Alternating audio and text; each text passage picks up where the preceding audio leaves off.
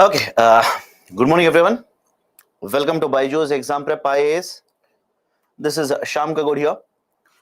If there is no issue with the sound, please give me a thumbs up so that we can start the discussion. Done. Let's start. So yesterday we continued the discussion on concept of Reserve Bank of India, certain important areas of RBI. We started with the qualitative set of tools. I hope you remember this qualitative set of tools. For example, rationing of credit, right? Regulation of margin requirements, right? Regulation of consumer credit, etc. So wherein we are going to target certain specific sector, and we are asking we are through RBI we are asking the banks either to increase or decrease the money supply in specific sectors. After that, we have discussed DSCGC, Deposit Insurance Credit Guarantee Corporation. We also have discussed the concept of forex reserves. Again, when I said discussed, we have just seen it. We have not discussed certain components in the forex reserves such as special drawing rights. We'll discuss it, don't worry. Special drawing rights or gold tranche or reserve tranche of IMF, we have not discussed. I'm only saying because we'll discuss when I take up the idea of or concept of IMF. Okay, so after that we have discussed the bank mergers in India, the issue of bank mergers. Why are we merging the banks now? Right, we also have discussed the concept of lending rate regimes, right? The marginal cost of funds based lending rate, right? Then we have discussed the external benchmarking, which was recommended by Janak Raj committee and which is being implemented by RBI today. Then we started with the concept of Basel guidelines. I hope you remember this. Basel guidelines. In Basel guidelines, we are yet to start the Basel guidelines, but we were discussing certain concepts related to Basel guidelines. And I started with the term capital. I started with the concept of a capital. What is a capital? Capital is the money that is there with the bank. Simple. Capital that is there, the money that is there with the bank to conduct business. Right? For example, when you start a business, will you not invest money? Right? Is the logic okay? When you start a business, will you not invest money? Of course, yes. That money that you invest in a business, it is called as a capital. So the capital of a bank is two types, right? One is tier 1 and tier 2. Tier 1 is referred to as a core capital. Tier 2 is referred to as supplementary capital. And if you remember it correctly, I told you, tier 1 has more absorption capability. I said tier 1 can absorb the losses much more easily compared to tier 2. Right now, what is the basic idea for tier 1? Any example of this? We have discussed additional tier 1 bond and tier 2 bond. Do you remember this? Additional tier 1 bond and tier 2 bonds. Right? What is this idea of additional tier 1 bond and tier 2 bonds? Banks in India have been allowed to issue these bonds and raise capital. Right, and please read today's Hindu newspaper. Again, any other newspaper is okay, right? In all the newspapers, this article is there. All of you have heard of Credit Suisse. All of you heard of Credit Suisse? UBS, in fact, yesterday also I mentioned this. UBS has offered to purchase a Credit Suisse. Some of you are saying no. My only concern is if you say no, then what are you reading? What are you reading? Are you so busy with your UPSC preparation that you don't even want to look as to what is happening in the economy? Right? I do not understand that. But it simply means you're not reading newspapers. It simply means you're not even reading newspapers. Okay. So Credit Suisse has been, right, or basically there's a proposal, right? UBS, there is one more Swiss bank. UBS has agreed to take over Credit Suisse. Now, please look at it. Credit Suisse has issued 81 bonds. Credit Suisse has issued 81 bonds, right? And remember this, these are also called as COCOs. In today's Hindu newspaper, it is there, today's edition only, right? That is 21st of March, right? 2023. There is this article in business paper. Please read that. These bonds, right, either additional tier 1 or tier 2 bonds are also referred to as COCOs. COCOS. What do you mean by COCOs? Contingent convertibles. Contingent convertibles. Right? Don't keep on asking me, sir, what is the long form of COCOs? Contingent convertibles. COCOs are basically contingent convertibles. Right? What is the meaning of the term contingent here? Contingent means there is a condition. I hope you understand this. Contingent. Contingent means there is a condition.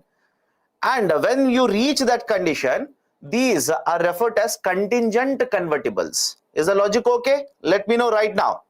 When I'm discussing something else, don't throw this question at me. Right? Contingent convertibles. These are referred as contingent convertibles. Why contingent convertibles? You have to reach a point, right? That is contingent.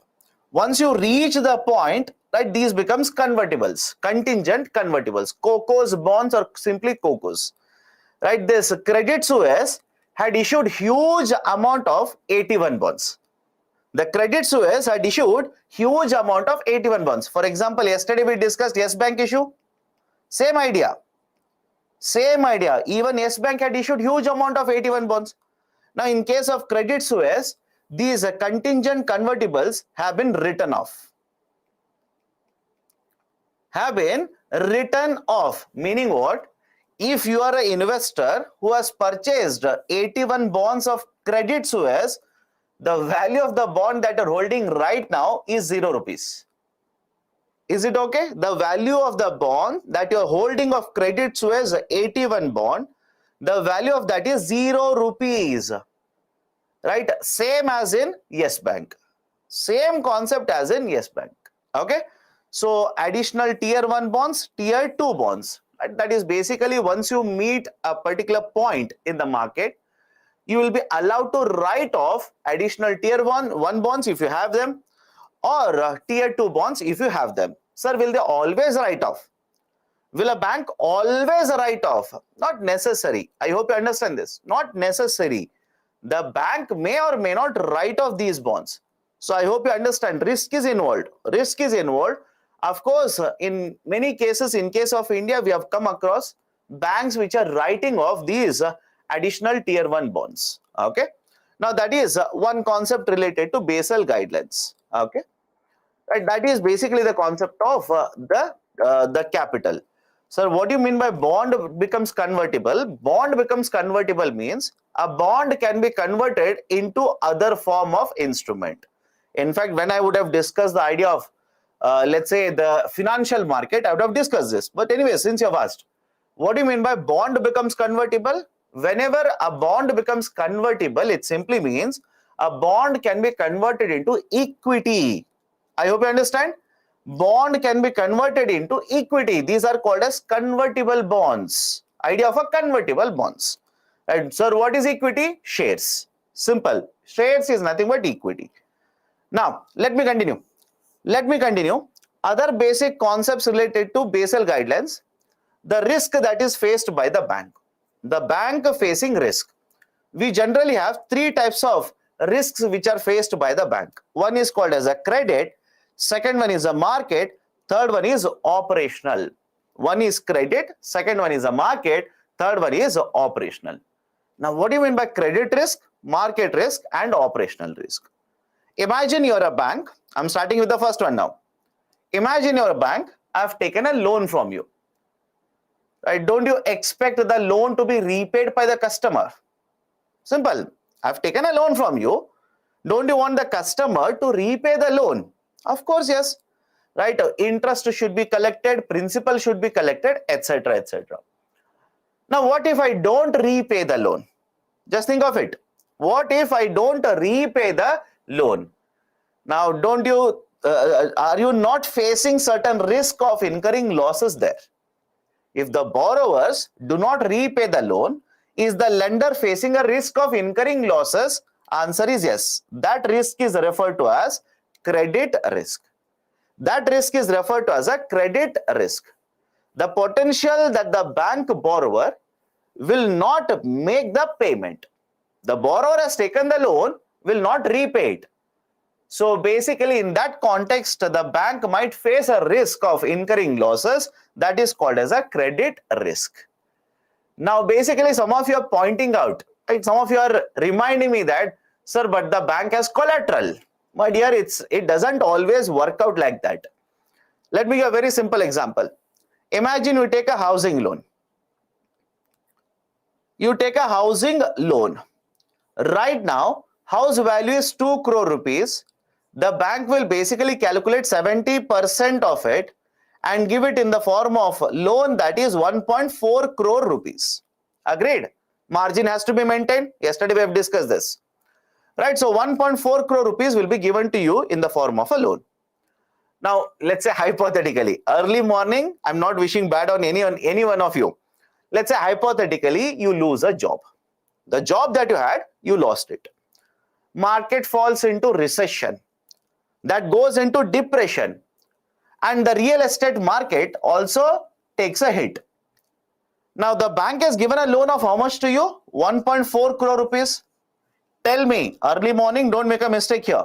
Tell me, if the bank sells off your house in the market, will they be able to get 1.4 crore rupees? Let me know. Right? Will the bank be able to get 1.4 crore rupees? Please understand the situation. Right? Today, not two people, but one person is saying yes. No, my dear, there is no guarantee. Two more people. Right? There is no guarantee. Right? No guarantee that the bank will get same amount of 1.4 crore. Why? You know what is the value of the house today? Let me know.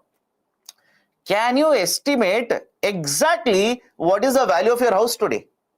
Absolutely no. Absolutely no. In certain situation, the market value will be very, very high. In certain situation, market value could be very, very low. Very, very low. There are so many factors which will have an impact on the price of the, right, let's say, commodity in the market. That is land here or a house here. So, but again, don't worry about all of this. Right? The bank will, or UPSC will not ask you to calculate it. But is it okay if I say the borrower, if they do not repay, the bank will incur a loss? So, any example in real life? SBI giving loans to Mr. Vijay Mallya. Has SBI incurred a loss or not? Let me know. Second one is a market risk. Second one is market risk. What is a market risk? The risk of losses arising from movement in the market prices.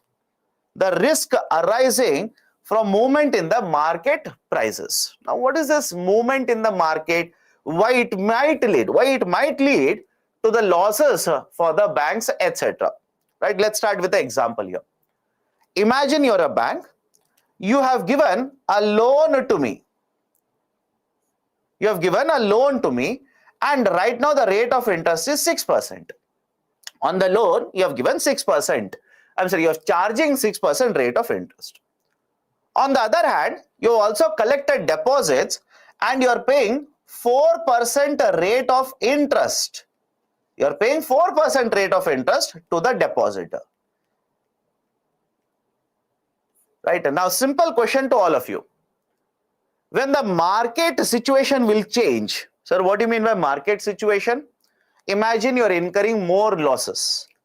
Repo rate in the market has changed, etc. When the market situation changes, don't you think you should readjust these interest rates? Let me know. I'll repeat it again. On one side, you have given a loan, rate of interest is 6%. You also have collected deposit from a customer, you are paying 4% to the customer.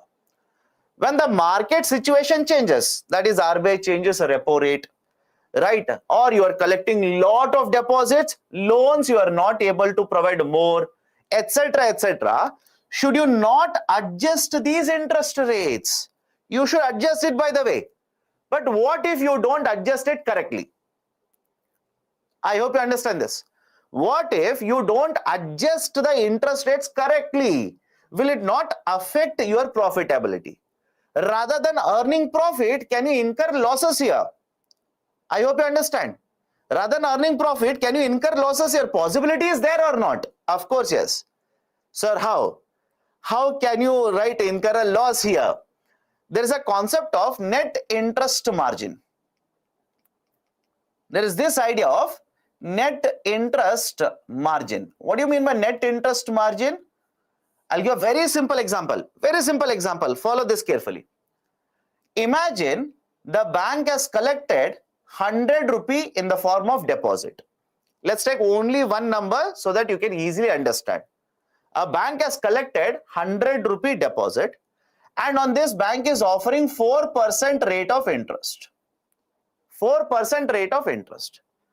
And the bank is using the same 100 rupee to give the loan in the market, and the bank will charge, let's say, 6% rate of interest. Now the difference between both these interest, the difference between both of these interest is called as a interest margin.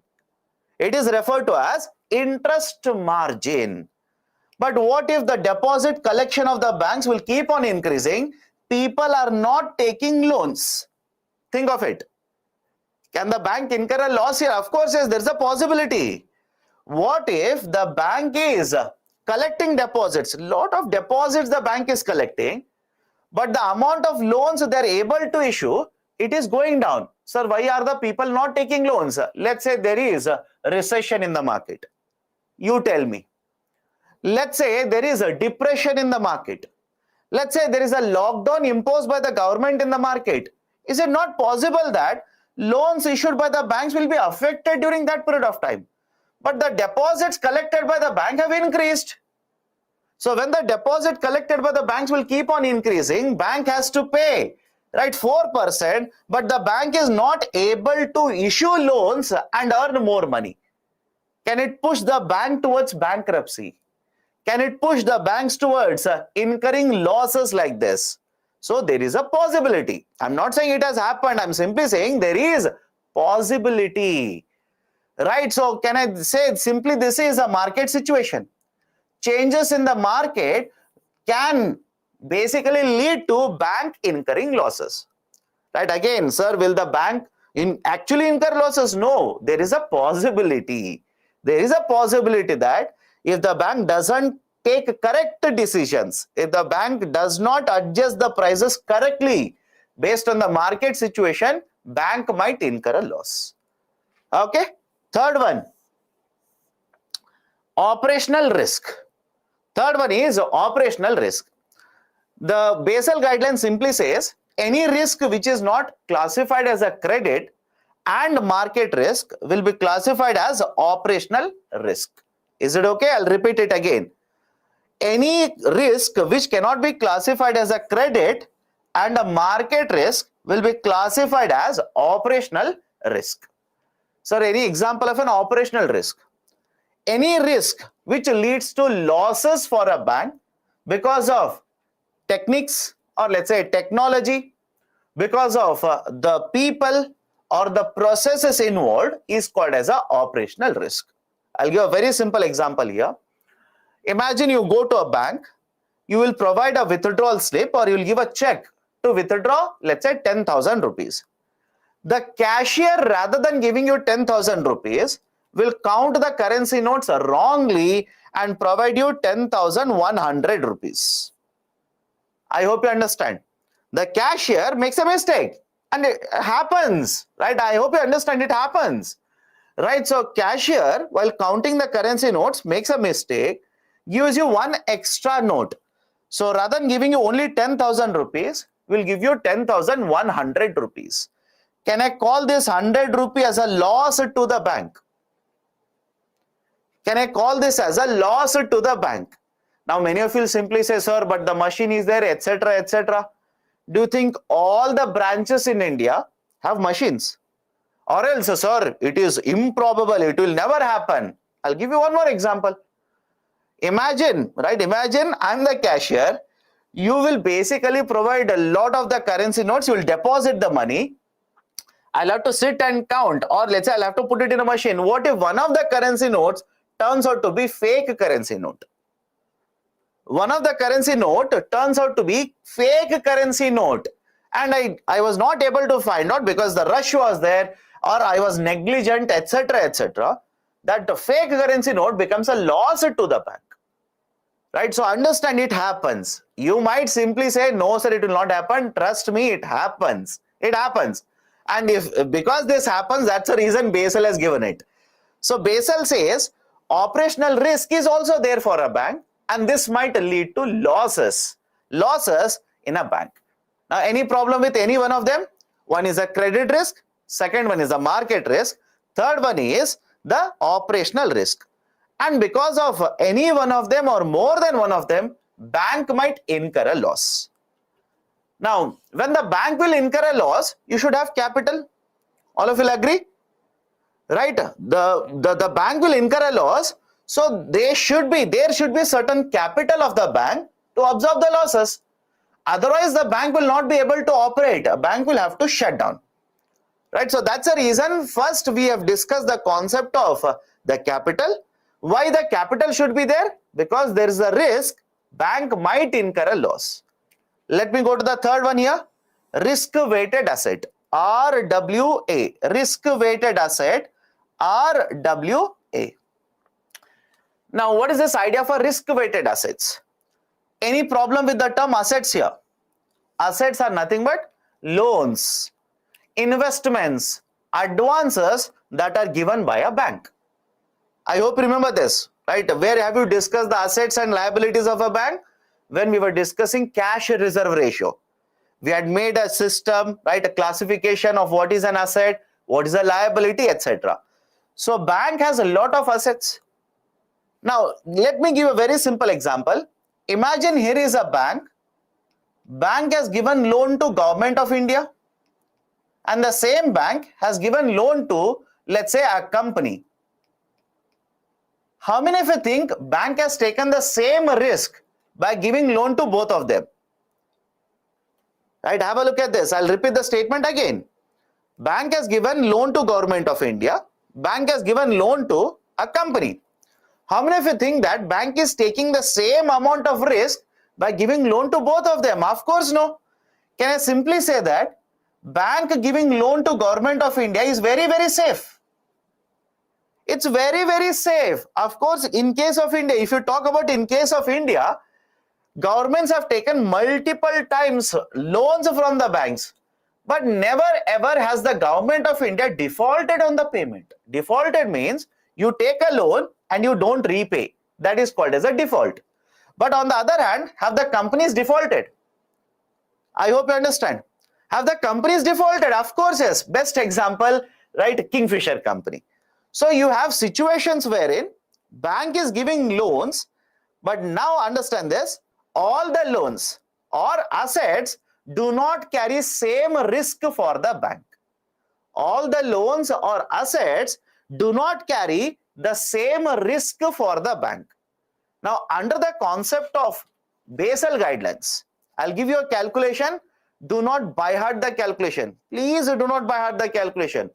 Trust me, UPSC will not ask you the calculation, but understand the concept. What I'm trying to show here is, imagine the bank has given 3 loans. Imagine the bank has given 3 loans. Loan 1, 2 and 3. And the loan value are 50,000, 30,000 and 20,000 respectively. Can I say that total assets held by the bank are 1 lakh rupees? Simple. In this example, total assets held by the bank are 1 lakh rupees. Point number 1. Point number 2. Now imagine 50,000 rupees is given to Government of India. 50,000 rupees is given to Government of India. And because it is Government of India, absolutely no risk there. Right? So how much is the risk that you are going to face? 0% risk. Meaning what? You have given 50,000, you will get all the 50,000 back. You'll get all the 50,000 back.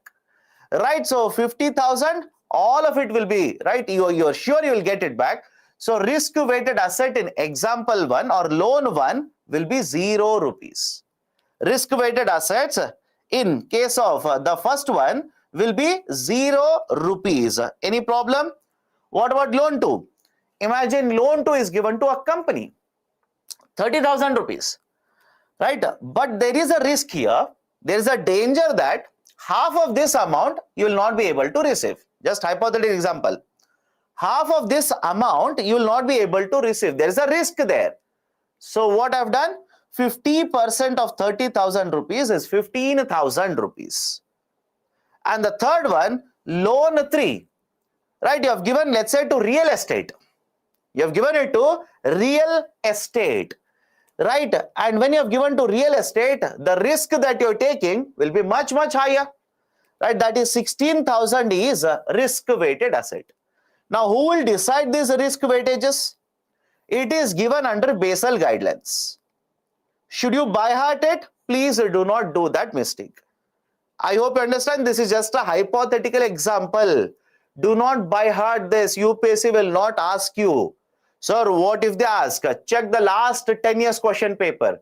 Because Basel 1 was introduced in 1988. I hope you understand. Basel 1 was introduced in 1988. Right? So do not worry about it. So risk weightages have been allocated. So what is the total risk weighted assets here? What is the total risk weighted assets in this example? The bank faces a total risk weighted assets of 31,000 rupees. Sir, is this only the credit risk? No, it could be because of the credit risk. It could be because of the operational risk. It could be because of the market risk as well. Right? It could be because of the market risk. I've given you one example here. Banks will calculate risk-weighted assets in the context of the credit risk, in the context of the market, as well as operational risk. Why? It's not that bank will incur a loss only because of the credit risk. Bank might incur a loss even because of the market risk as well as operational risk. Right? So this is how the risk-weighted assets are calculated. Now, once you calculate risk-weighted assets, what you need to do is a last concept for you. The bank has to maintain certain amount of capital now. I hope you understand this. Once you calculate what is your risk-weighted assets, the bank has to maintain certain minimum amount of capital. And the minimum amount of the capital, right, that is maintained by the banks is referred to as capital adequacy ratio. Capital adequacy ratio or capital to risk weighted assets ratio. Right? Let's say I'll take a simple example. In India, RBI says the commercial banks will have to maintain a capital adequacy ratio of 9%. Commercial banks, right, will have to maintain a capital adequacy ratio of 9%. What is the meaning of it? 9% is nothing but 9 upon 100. It simply means if a bank has a risk-weighted asset, I repeat, if the bank has a risk-weighted asset of 100 rupees, the capital that should be maintained by the bank should be equivalent to at least 9 rupees. I'll repeat it, understand it. Right? What is this idea of a capital adequacy ratio? If a bank has a risk-weighted asset of 100 rupees, then the bank should maintain a capital of at least 9 rupees. At least 9. Right? Now, I hope you understand, because if the capital is higher, the absorption of the losses will be much, much higher. Even if the bank incur more loss, the bank has more capital to absorb the losses. Right? Now, I hope you understand. That is, sir, what are you trying to say? If bank 1 has a capital adequacy ratio of, let's say, 9%, bank 2 has a capital adequacy ratio of, let's say, 15%. Can I say bank 2 is a better place to absorb losses compared to bank 1? Let me know, I'll repeat it. If bank 1 has a CAR of 9%, bank 2 has a CAR of 15%, B2 is better placed to absorb losses. Right? Because they have more capital as a percentage of their risk-weighted assets. So finally, what you need to understand is the idea of a CAR, capital adequacy ratio. That is, banks must maintain certain amount of capital which they will use to absorb losses if they incur. Done? Can I go to the next now? Now, having understood all of this, right, have a look at the Basel guidelines. Have a look at the Basel guidelines now. The Basel is a place in Switzerland. Yesterday we have discussed this. Basel is a place in Switzerland. And in this particular place, that is a city, there is one bank by the name of Bank of International Settlement. India is a member of this bank. That is, Reserve Bank of India is a member within this bank. Now, the Bank for International Settlement has one committee by the name of Basel Committee on Banking Supervision, BCBS. Basel Committee on Banking Supervision. Now, this Basel Committee on Banking Supervision so far has announced 3 sets of guidelines. It has announced 3 sets of guidelines which are applicable to banking sector. Basel 1, Basel 2 and Basel 3. Right now we are in the process of implementing Basel 3 guidelines. Let me start with Basel 1 here. Basel 1 was announced, implemented back in 1988. India has already implemented Basel 1 guidelines and we were able to meet these guidelines by 1999. And we adopted Basel 1 guidelines in 1999. Now, what are the important provisions? Focus on 2 most important provisions. One, under Basel 1 guidelines, the document stated that every bank will face credit risk.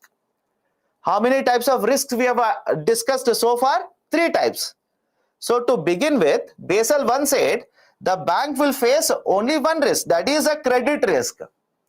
And because the bank faces a credit risk, there is a possibility of incurring losses. Hence, it recommended that all the banks should calculate risk-weighted assets and should maintain a capital adequacy ratio of 8% of RWA. Okay, 8% of RWA. Every bank should calculate what is their RWA and maintain at least 8% of their RWA in the form of capital adequacy ratio or credit to risk weighted assets ratio, CAR or CRAR. This is Basel 1 guideline. But before going forward, focus on this point very carefully because some of you will try to correct me when I discuss certain guidelines henceforth. Please understand this. Basel Committee will give you a recommendation. RBI can change it. Is the point clear to all of you? Basel Committee will give you a recommendation. RBI can change it. For example, in the Basel guidelines, they generally recommend a capital adequacy ratio of 8%. They recommend a capital adequacy ratio of 8%. But RBI says, no, we will not maintain 8%. Rather, we will maintain 9%. Is it allowed? Of course, yes. Individually, the central bankers can change these guidelines as per their suitability, as per their applicability in the respective countries. So do not be confused. I've written 9% in the next slide, but some of you will say, sir, in that document, sir, I read there, sir, I saw here, it was 8%. Basel says 8%. RBI says we will keep it at 9%. Done? So this is a Basel 1 guideline. Now, Basel 2 guidelines introduced in 2004. Now Basel says not 1 but 3 risks. Right? There are not 1 but 3 risks which can lead to or which may lead to losses incurred by the bank. What are the 3 risks here? One is a credit risk, second one is a market risk, and the third one is operational risk. So you can face not just one, that is a credit risk as mentioned in the Basel 1 guideline. You might face three risks, and as a result of which you might incur losses. Now, what you should do for this? What should you do for all of this? You should maintain 3 pillars or you should implement 3 pillars. What are the 3 pillars? One is a capital adequacy ratio, CAR. What is a capital adequacy ratio? The minimum amount of a capital that the bank must maintain. I hope you understand. The minimum amount of the capital that the bank must maintain in order to absorb losses. Now, don't you think if you absorb losses, you'll be able to cater to the demands or the requirements of depositors as well as borrowers, or let's say creditors, right? If you are able to run the bank, you're not shutting the bank down, you're able to run the bank, you're able to allow for the depositors to withdraw money, you're able to repay the loan of, right, let's say RBI, etc. That is basically in order to ensure the bank is up and running, right? So capital adequacy ratio, CAR. The banks are supposed to maintain a minimum capital adequacy requirement of 8% of risk-weighted assets. In case of India, it is 9%. Again, is it uniformly 9% for everyone in India? No. I hope you understand. Is it uniform of 9% for every bank in India? How many of you think you should have a uniform capital adequacy ratio of 9% in India? Let me see. Let me just check, right, how you think. Right? Do you think it is better to have a uniform 9% rate for everyone in India? No, it should not be uniform. It doesn't make sense. It should not be uniform. That's the reason RBI says, if you are a public sector bank, capital adequacy ratio is 12% for you. If you are any other scheduled commercial bank, CAR is 9% for you. If you are a payment bank, we have not yet discussed payment bank. We'll cover it later, don't worry. If you are a payment bank, then the CAR is 15% for you. So from one bank to another bank, the capital adequacy ratio will keep on changing. Okay. Second one is supervisory review. Right. What do you mean by supervisory review here? The banks will have to develop certain technologies or better management skills in order to take care of or minimize the risk that they are facing. Is it okay? I'll repeat it again. What is the meaning of supervisory ratio or supervisory review? Supervisory review simply means banks must develop techniques. Banks must develop better methodologies in order to minimize, track and minimize the impact of the risk that they are taking. Right? That is called as a supervisory review. Third one, market discipline. Third one is market discipline. What do you mean by market discipline?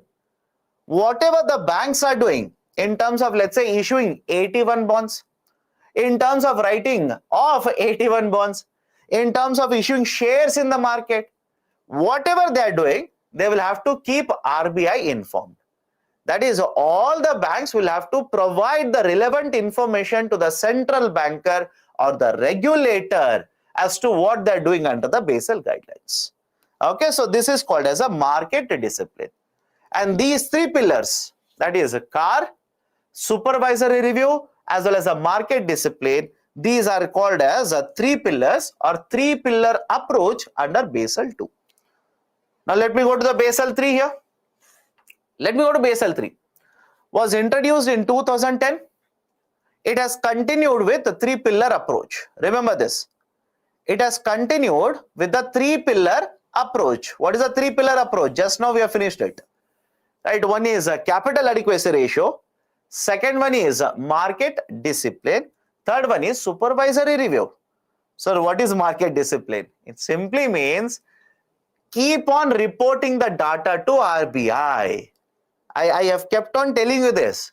Many of you keep on wondering, how does RBI know what a bank is doing? How does the RBI know? Because you will have to keep on reporting the data to Reserve Bank of India. Right? So even under the market discipline, it says whatever you are doing, right? For example, you are issuing additional tier 1 bond. Should you not inform RBI? You are writing off additional tier 1 bond. Will you not inform the regulator of the banking sector? You are issuing shares in the market to collect under tier 1 capital. Will you not inform RBI? Answer is, of course, yes. Right? So the argument is, under the concept of the market discipline, you will keep on reporting the data to Reserve Bank of India. Okay, so Basel III has continued three-pillar approach. Under this, capital adequacy ratio is 9%. But look at this now.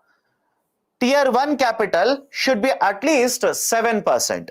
Please by heart this. My recommendation, by heart this. Why? Thanks to banking sector crisis which is happening in USA, UK, Switzerland now, all these become relevant. All these become relevant. So, capital adequacy ratio is 9%. Out of this, tier 1 capital should be at least 7%. Sir, why are we focused on tier 1 capital? You tell me, between tier 1 and tier 2, which is better in absorbing losses? Let me know. As a bank, you should be reliant on which type of capital to absorb losses? it will be tier 1. So that's a reason we have higher requirement of tier 1 capital. Higher requirement of tier 1 capital. So at least 7% should be tier 1. Second, capital conservation buffer, CCB, capital conservation buffer. Now what is this capital conservation buffer? Have a look at this. The banks must keep additional capital which is equivalent to 2.5% of RWA. Now let me give you a parallel example. Then we'll come back to this.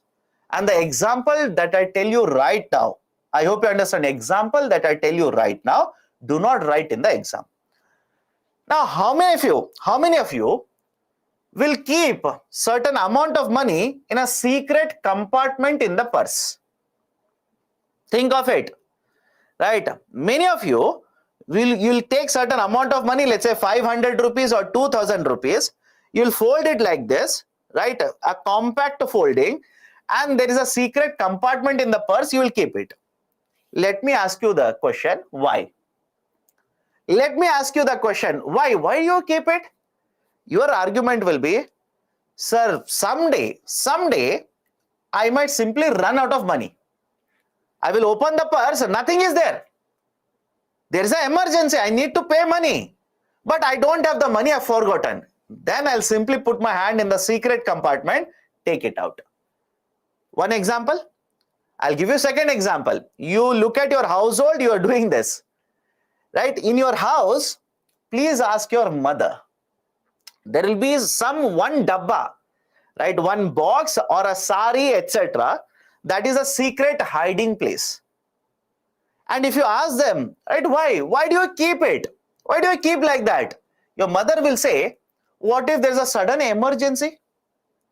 What if suddenly money is required and none of you have any money? Right? In that case, I should have certain amount. Apply the same logic to a bank now. Apply the same logic to a bank. During normal times, you maintain capital adequacy ratio of 9%. But what if there is an emergency in the banking? That is, just to extrapolate here, it will not happen, just to extrapolate. What if the banking crisis that is happening in, let's say, USA will spread and the banks in India will start incurring more and more losses? Is the logic okay? Right? The banks in India start to incur more and more losses.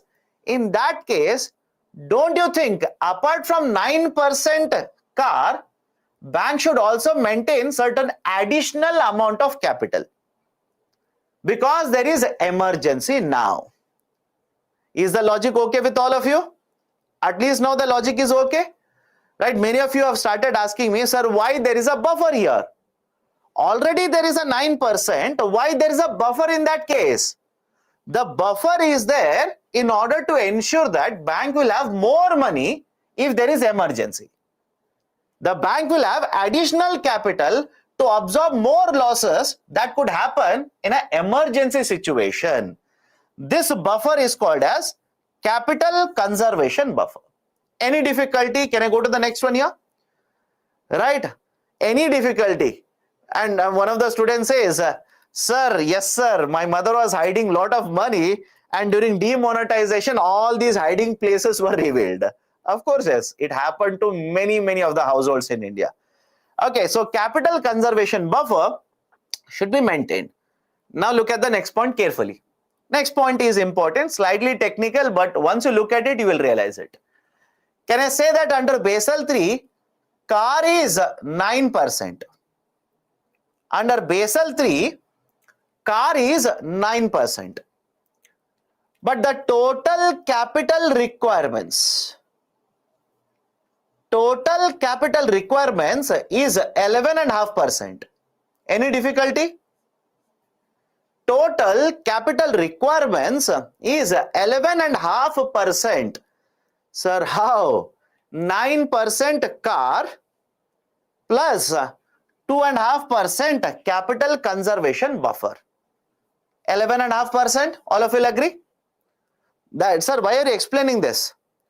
Many of the newspapers will simply say capital requirements under Basel III are 11.5%. Now you will be confused.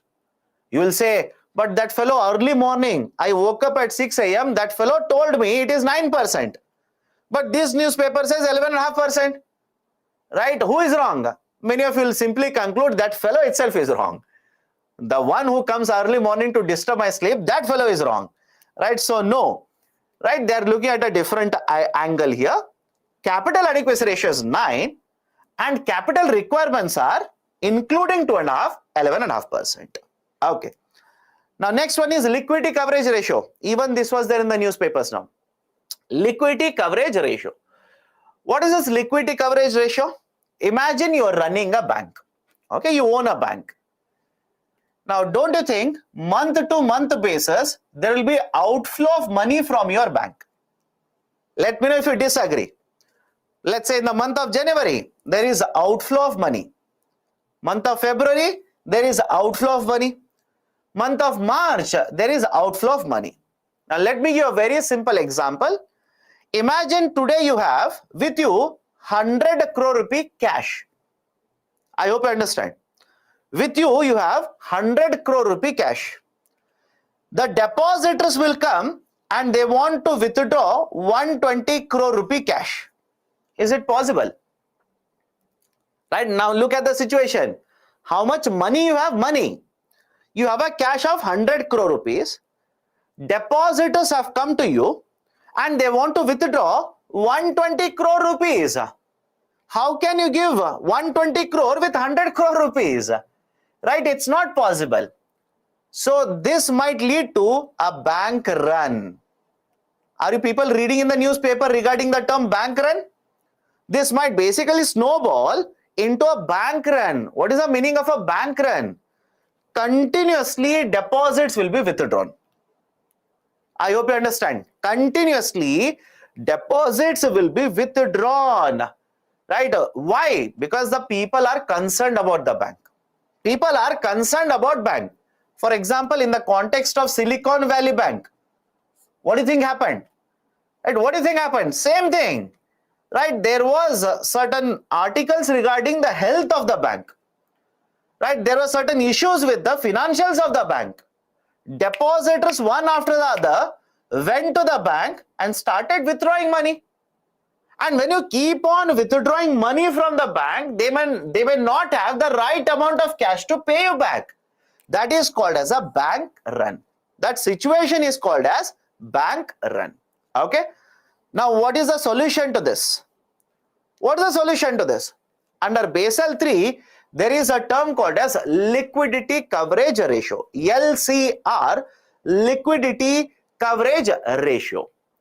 Now the liquidity coverage ratio is basically, understand the next point carefully, is maintained in the form of high quality liquid assets. It is maintained in the form of high quality liquid assets. HQLA, high quality liquid asset. Now what is the meaning of the high quality liquid assets here? Any asset that you are holding as a bank. Any asset that you are holding in the bank which can be quickly converted into money. Is it okay? Right? What do you mean by high quality liquid asset? Look at the term liquid asset here. Any asset that a bank is holding which can be converted very easily, very quickly into money. And why this? Right? The liquid assets should be maintained. If the depositors start withdrawing money, if the people will start to withdraw the money, sufficient cash should be there with the bank. So that is the reason, have a look at this, under Basel III guidelines, the banks are supposed to estimate, underline the term, estimate. Right? The banks are supposed to estimate in the next 30 days how much money will flow out of the bank. And equivalent to that, is it okay? I'll repeat it again. The bank is supposed to estimate in the next 30 days how much money will be withdrawn from the bank, equivalent amount of that. That is 100% of that. They will have to keep it in the form of high quality liquid asset. For example, let's take a simple example. You are running a bank And you know that in the next 1 month, next 30 days, there could be withdrawal of 100 crore rupees. There could be withdrawal of 100 crore rupees.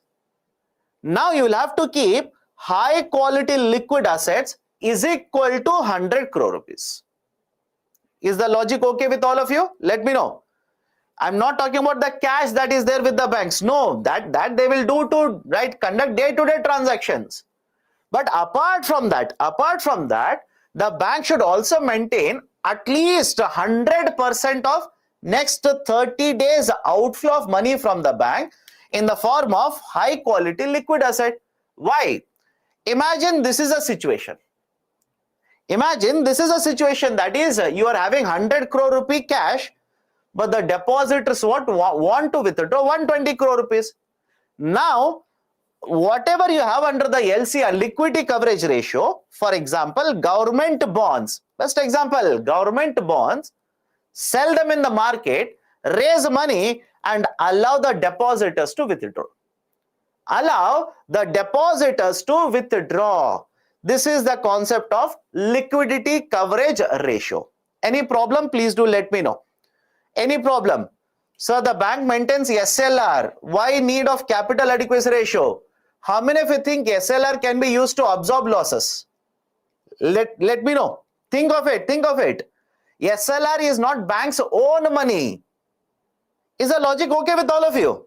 What do you mean by capital? Capital is bank's own money. Right? The bank has its own money, not depositors' money, bank's own money. Right? For example, they will issue bond, collect money. That is bank's own money. They have issued shares. They will collect money. That is bank's own money. Capital. SLR is depositors' money. I hope you understand. SLR is depositors' money. How do you think banks maintain SLR? How do you think banks are maintaining SLR? They will take part of the deposits, right, which are done by you, and they will maintain in the form of SLR. Right, so that's the reason. Please be very careful here. Okay, right. So this is a concept of high quality liquid asset. Right. Any difficulty? These are Basel III guidelines. In India, we are implementing Basel III now. We're in the process of implementing Basel III guidelines. Can I go to the next one now? Right, so Basel 1, Basel 2 and Basel 3. Right?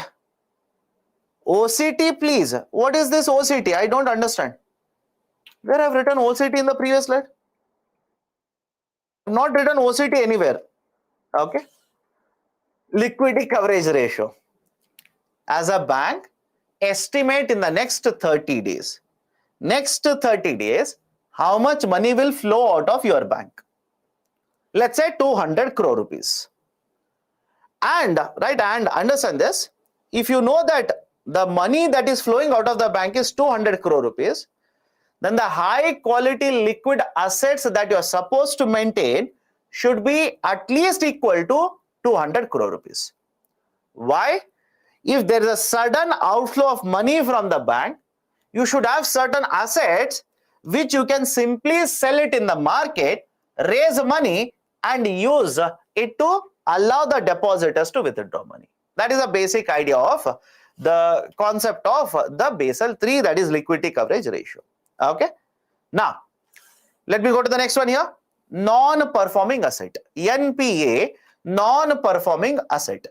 Now, what is this idea of a non-performing asset? Now, just give me a second here. Just give me a second.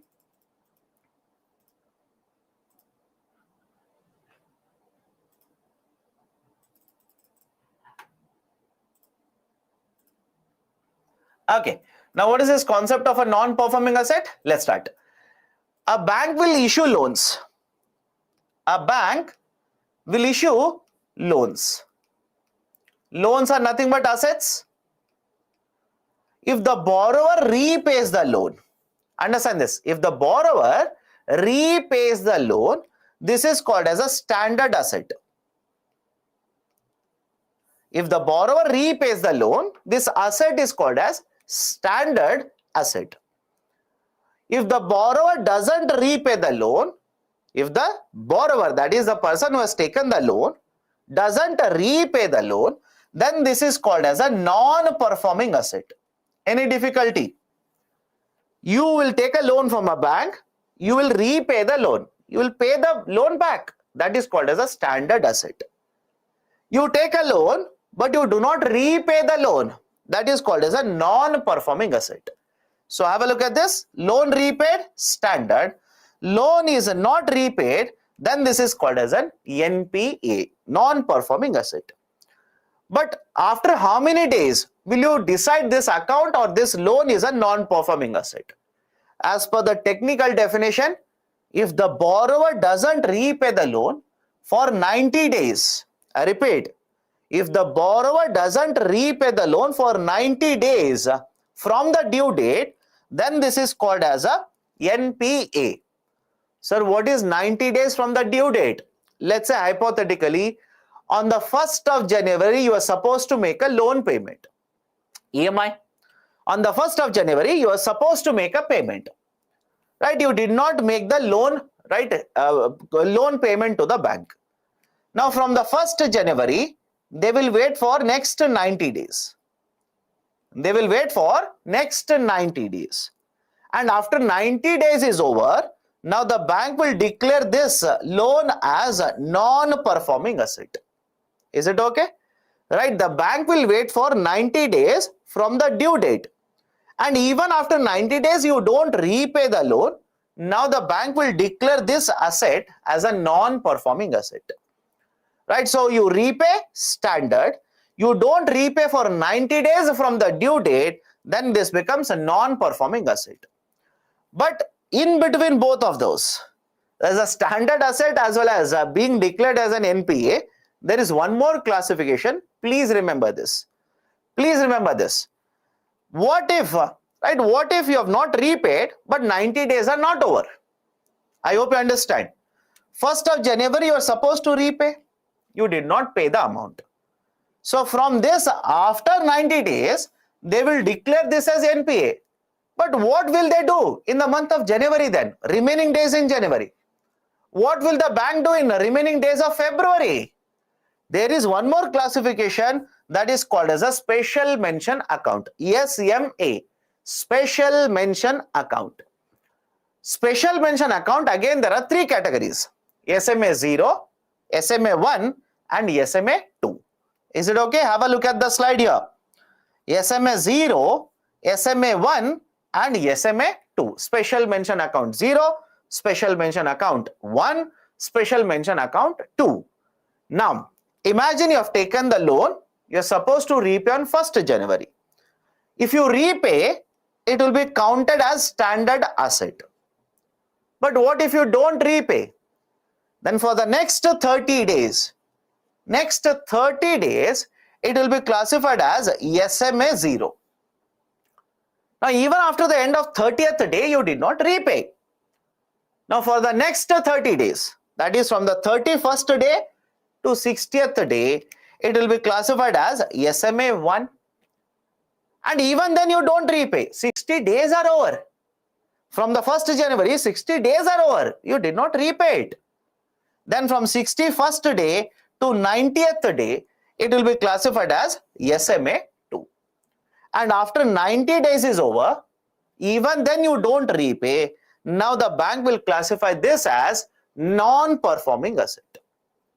Non-performing asset.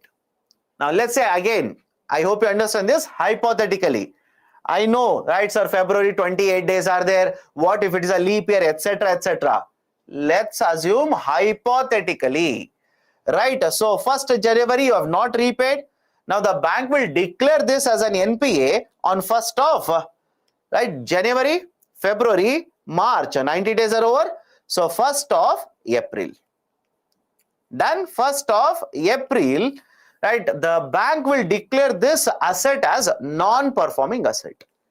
Now what is the further classification in that? Non-performing assets are further divided into 3 types. One is called as a substandard. What do you mean by substandard? From the 1st of April,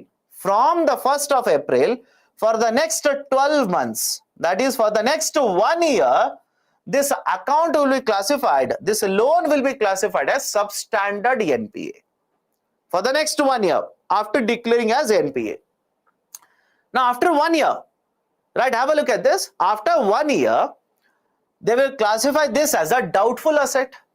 That is, let's say again, I'll just give a hypothetical example here.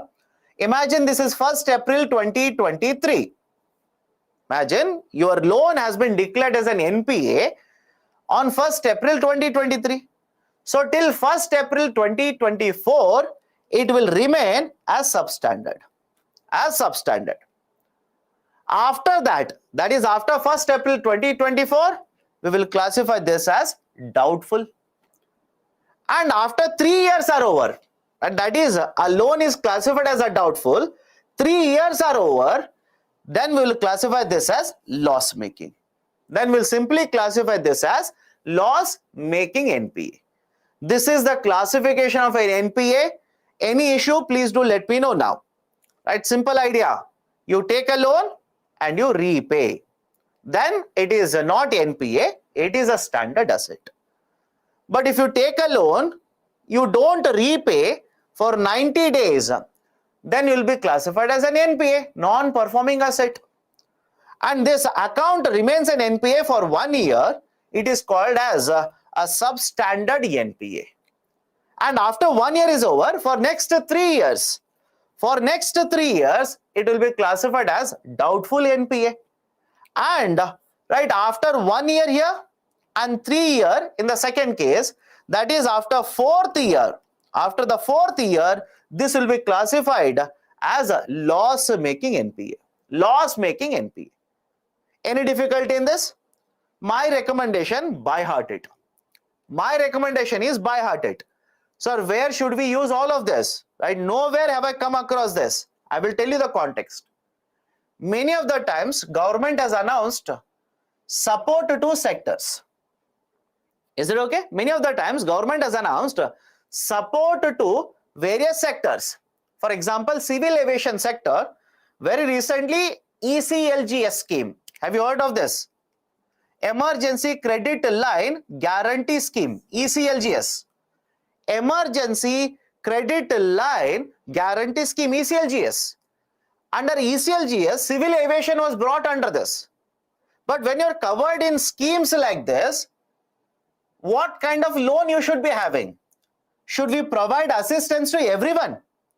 What if, think of this, a company is there, has taken the loan from the bank and it is a loss-making asset.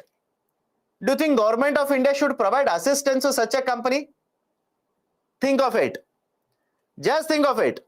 Right, a company is there, it has taken a loan from a bank and that loan has been classified as loss-making. Should the government provide assistance to such a company? No. Should the government ask the bank to provide assistance to such a company? No, because they have already almost guaranteed they are going to close now.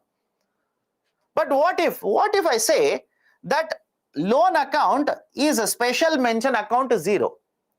What if I say the loan account is special mention account 1? No doubt the company has defaulted. I hope you understand. No doubt company has defaulted. But it could be because of the pandemic.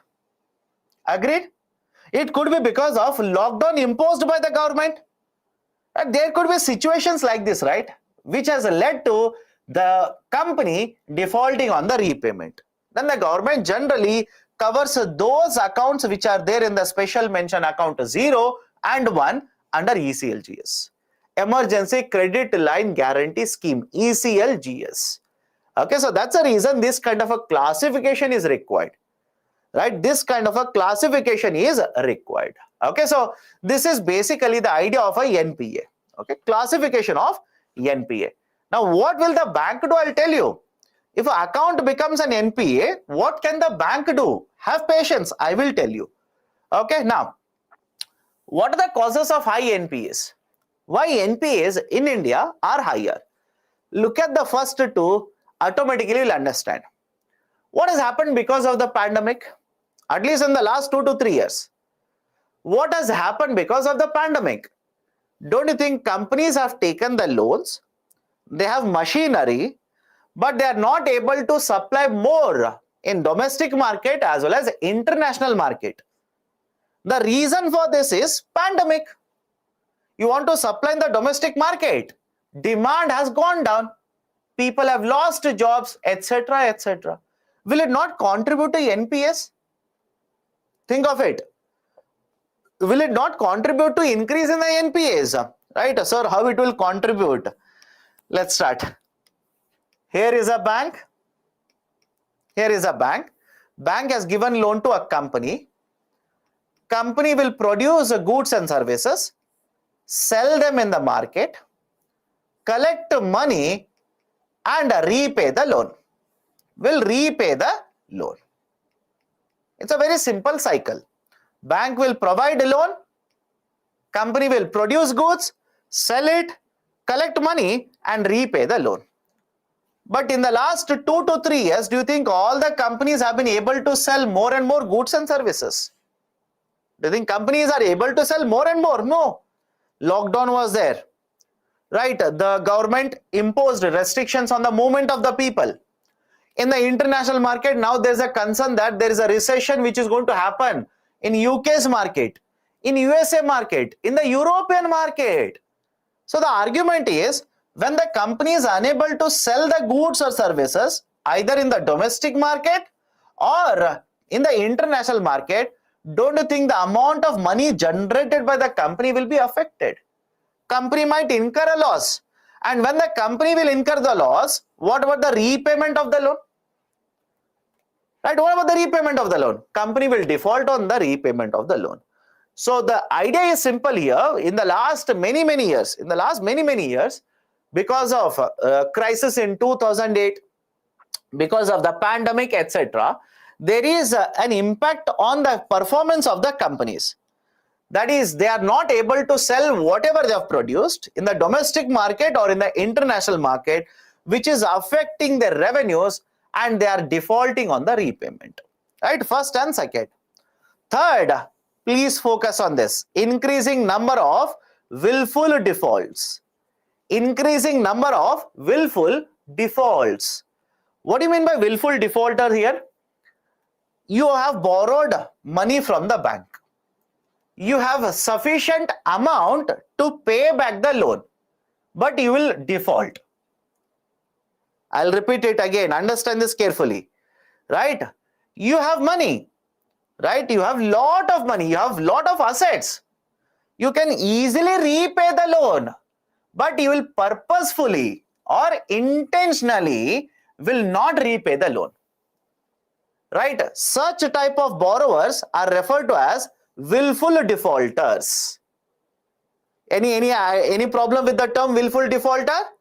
A borrower who has taken the loan has the financial capacity to repay the loan, but purposefully with intention will not repay the loan.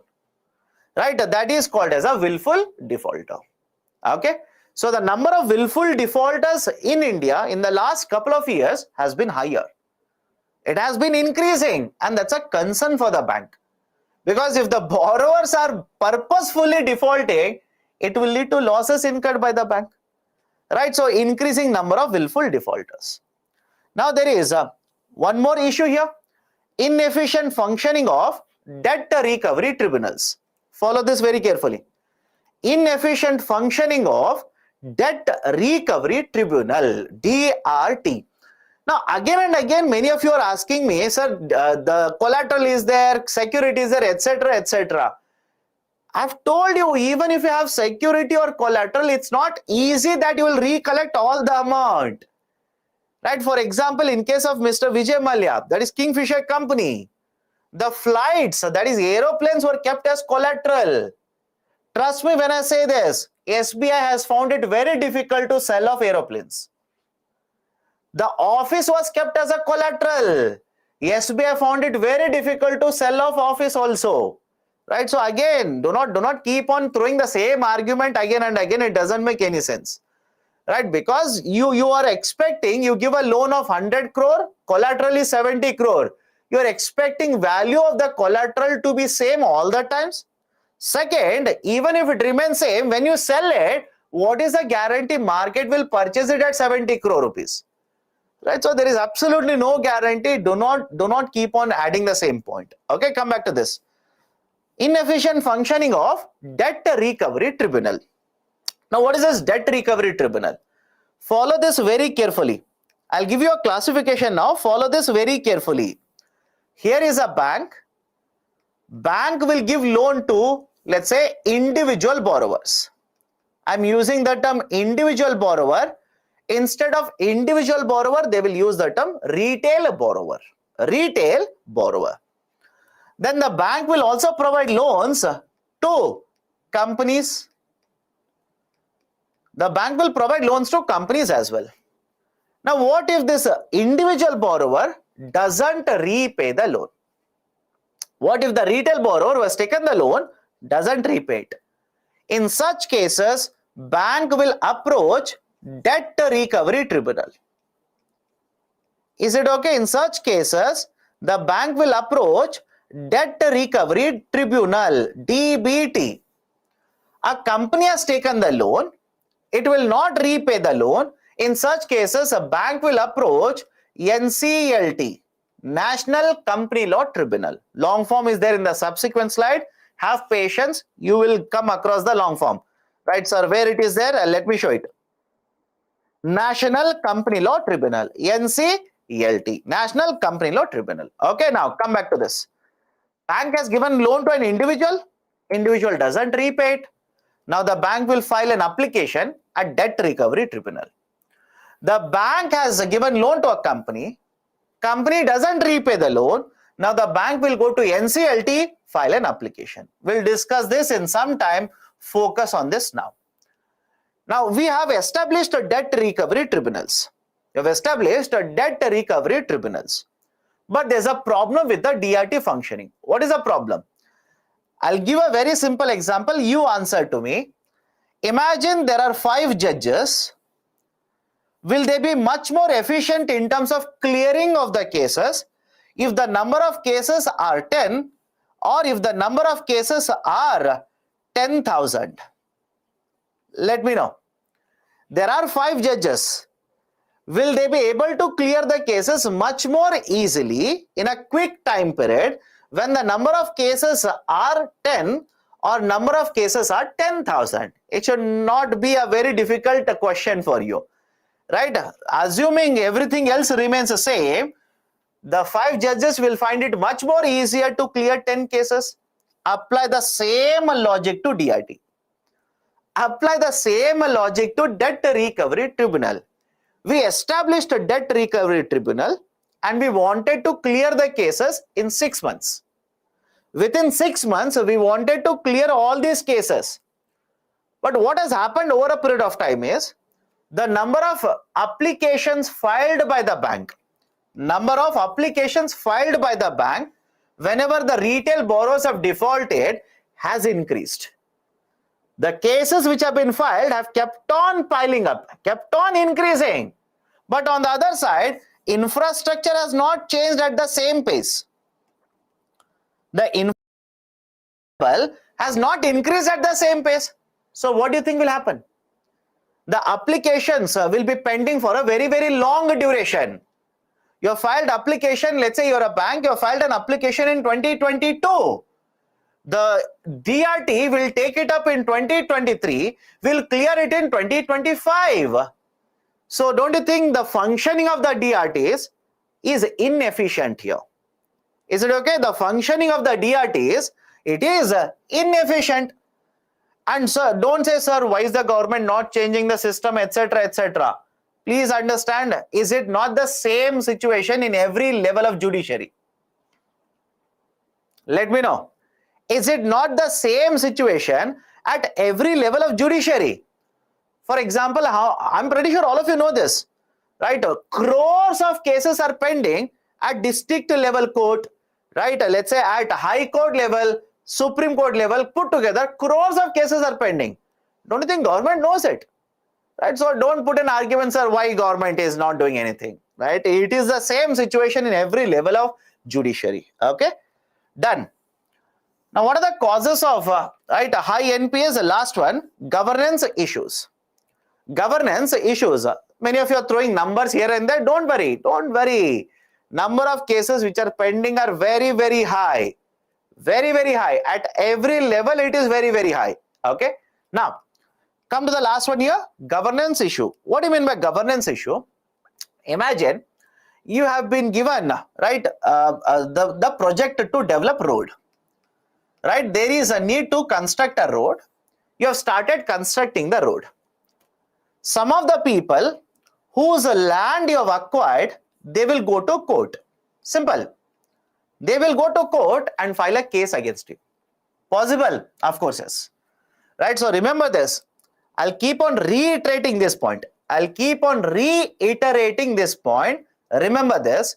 Land acquisition is very, very difficult in India. Land acquisition is very, very difficult. It's not that easy in India. It's very, very difficult. Can I give you examples in the current affairs? Bullet train project. Right? Initially, the bullet train project was supposed to start from 2023. And this was there a couple of weeks ago in the newspaper, by the way. In Hindu itself, it was there. Bullet train project was supposed to start operating from 2023. What is the deadline now? Right? What is the deadline here now for bullet train project? The minister says 2026 now. One of the issues has been acquiring land. And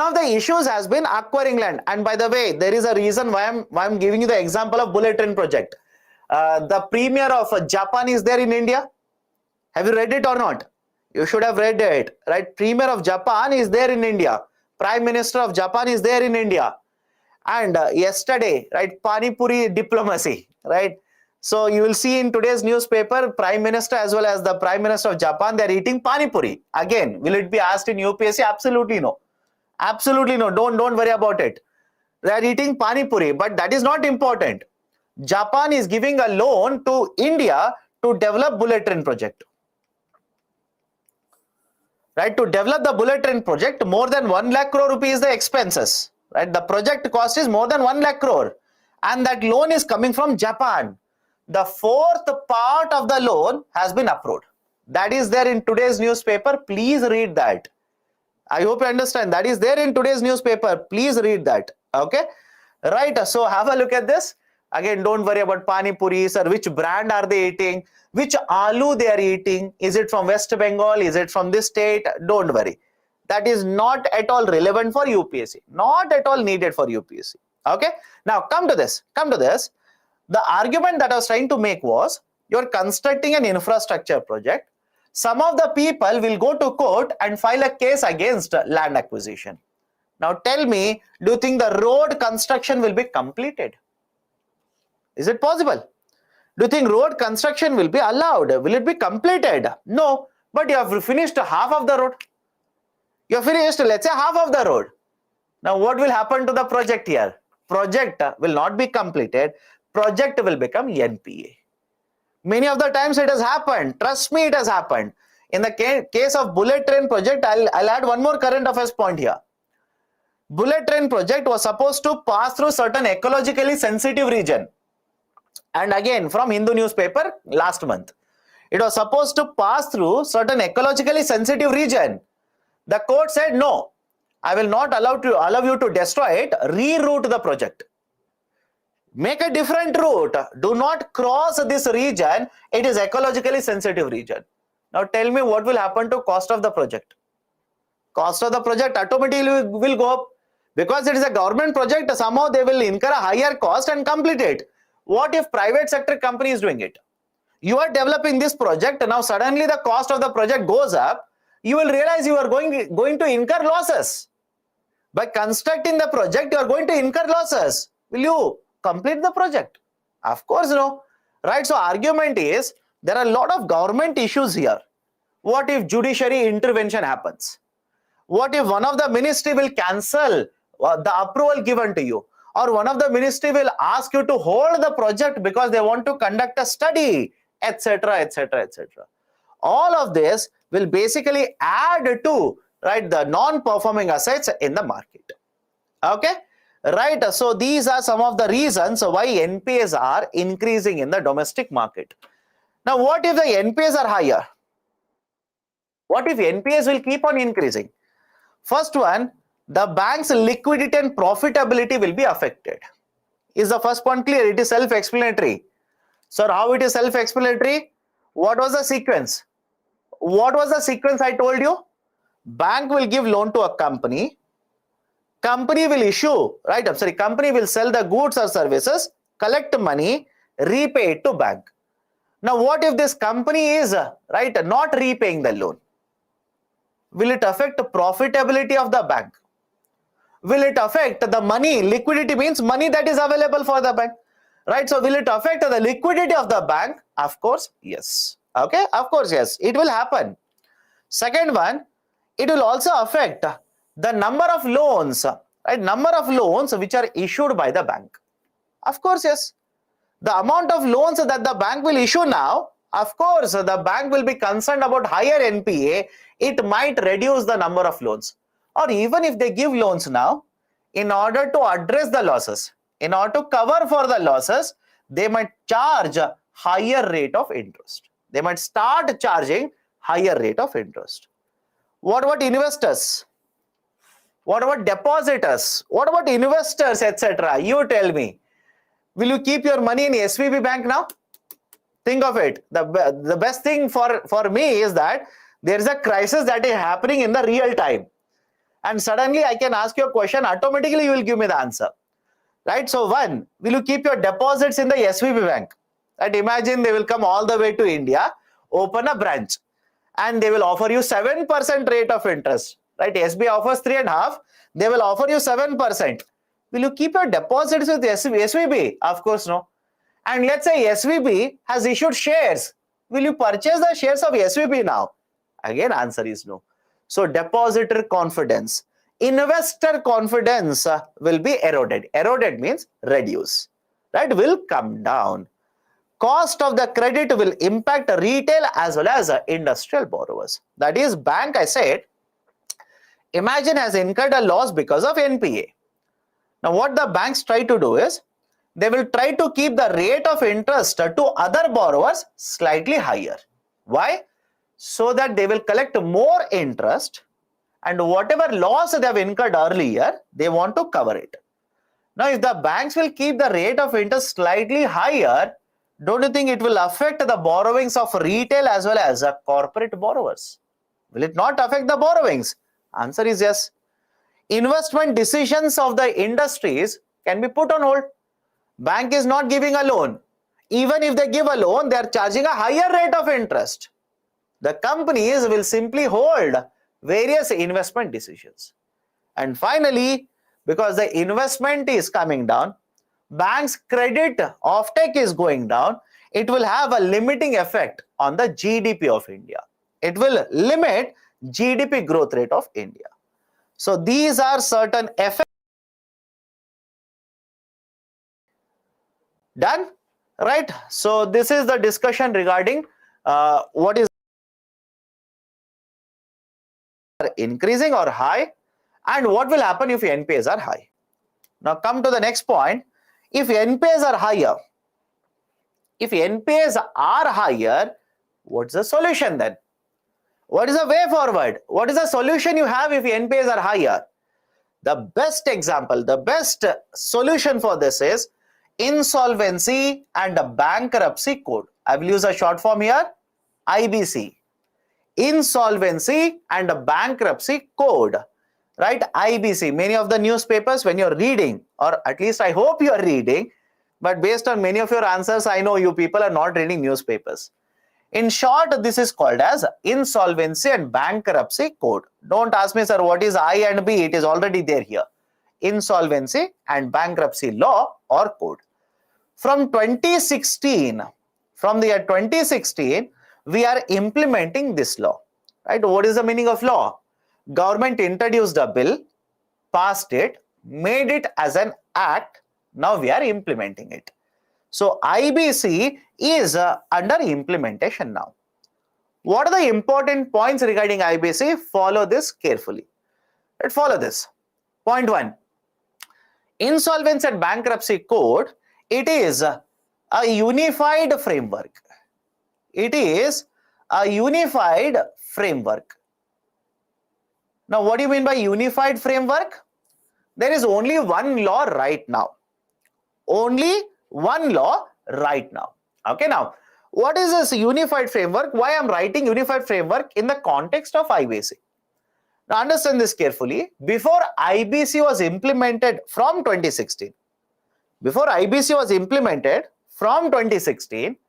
we did not have only one law to handle insolvency cases in India. Does it make sense or not? Let me know. Before IBC was introduced from 2016, there were multiple laws which handled insolvency situations. What do you mean by multiple laws? We had certain provisions under Companies Act. We had certain provisions under NCLT Act. We had certain provisions for BIFR. There was a concept of Board of Industrial Financial Reconstruction. We had certain provisions under DRT, etc. So what was the situation before 2016? Multiple laws were there to handle insolvency cases. Now what do you think is better? Having multiple laws for insolvency or having only one law for handling insolvency? Let me know. What do you think is better? Having multiple laws or having only one law? Don't you think having only one law makes more sense? I hope you understand. Right? To promote ease of doing business, to make it much more smoother, to cover everything, making one law and bringing all the provisions under it makes more sense. That's the reason I've written Insolvency and Bankruptcy Code is nothing but a unified framework. It is a unified framework. Now, under this unified framework, what are the important provisions? Let's start. First one, we have established an authority, a regulatory authority. We have set up a regulatory authority. The name of the regulatory authority is Insolvency and Bankruptcy Board of India. In newspapers, you will come across the acronym like this, IBBI, and they are referring to this, Insolvency and Bankruptcy Board of India. Now, right, focus on the example here. Do we have a regulator in banking sector or not? Let me know. Do we have a regulator in the banking sector? Yes. Do we have a regulator in insurance sector? Yes. Right? You might have not heard of it, but answer is yes. Insurance Regulatory Development Authority. Do we have a regulator in pension sector? Again, yes. Pension Fund Regulatory Development Authority. So argument is in the same way, we are introducing a new system where multiple participants will be there. We will have one authority to regulate this system now. And the name of the authority is Insolvency and Bankruptcy Board of India.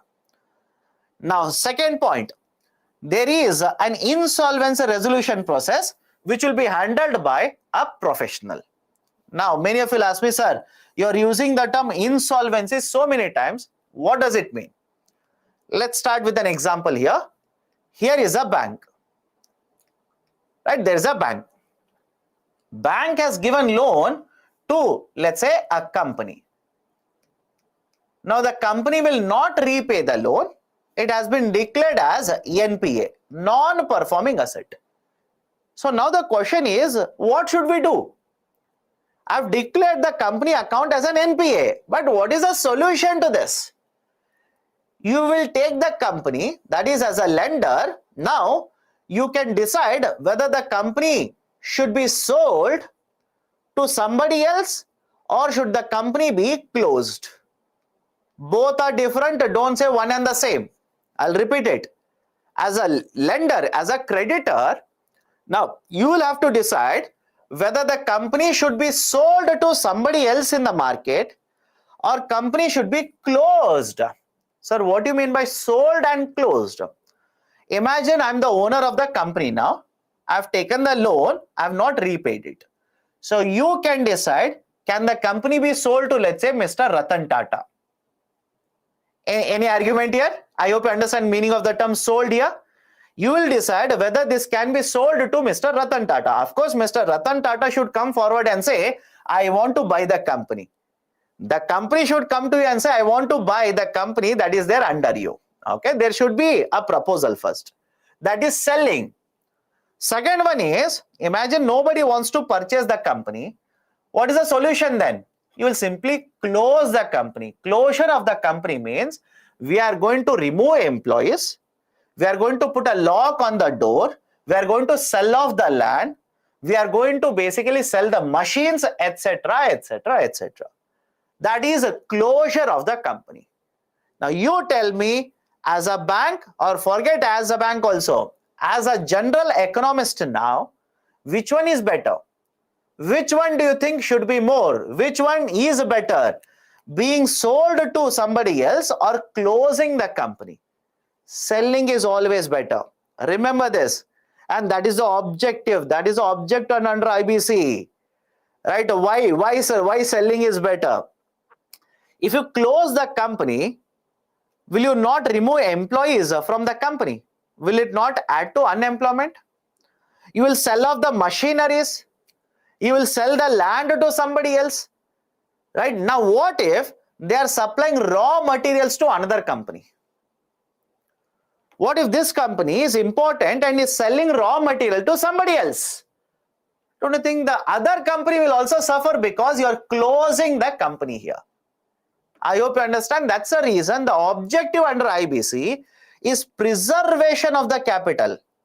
Preservation. Preservation means what? Protect. Preservation of the capital, not destruction of the capital. Is it okay? The objective under IBC, Insolvency and Bankruptcy Code, is not to shut down the companies. It is not to close the companies. Right? It's not to close the companies. Rather than using the term closure, they will use a technical term liquidation. Any difficulty? Let me know now. Rather than using the term closure of the company, they could simply use the term liquidation of the company. Liquidation means simply closing the company. And you tell me, you're reading the newspapers, Credit Suisse, is it being closed? Think of it. Credit Suisse, is it being closed? Of course no. They want to sell it. What about SVB? What SVB? Are they trying to close SVB? No, they want to sell it to somebody else. Right? In fact, the FIDC, Federal Insurance Depository Commission, FIDC, has stated that we will increase the window time period for which many other companies can offer to buy out SVB now. So argument is simple. Don't close. Closure, liquidation will lead to destruction of the capital, will lead to removal of the employees. That is not good for the economy. Rather, sell off is good. You should sell it off to somebody else. And whenever you talk about selling off, we'll simply use the term insolvency resolution. Insolvency resolution. Okay, this is referred to as insolvency resolution. Now, is the term okay with all of you? Insolvency resolution process will be conducted by a professional now who is certified by IBPI, insolvency professional. Okay. Now, insolvency resolution process will be done in a time-bound manner. We'll be doing it in a stipulated time period. What is the stipulated time period? 330 days. The process of finding a buyer, deciding to sell it, the creditors approving it, etc. has to be done within 330 days now.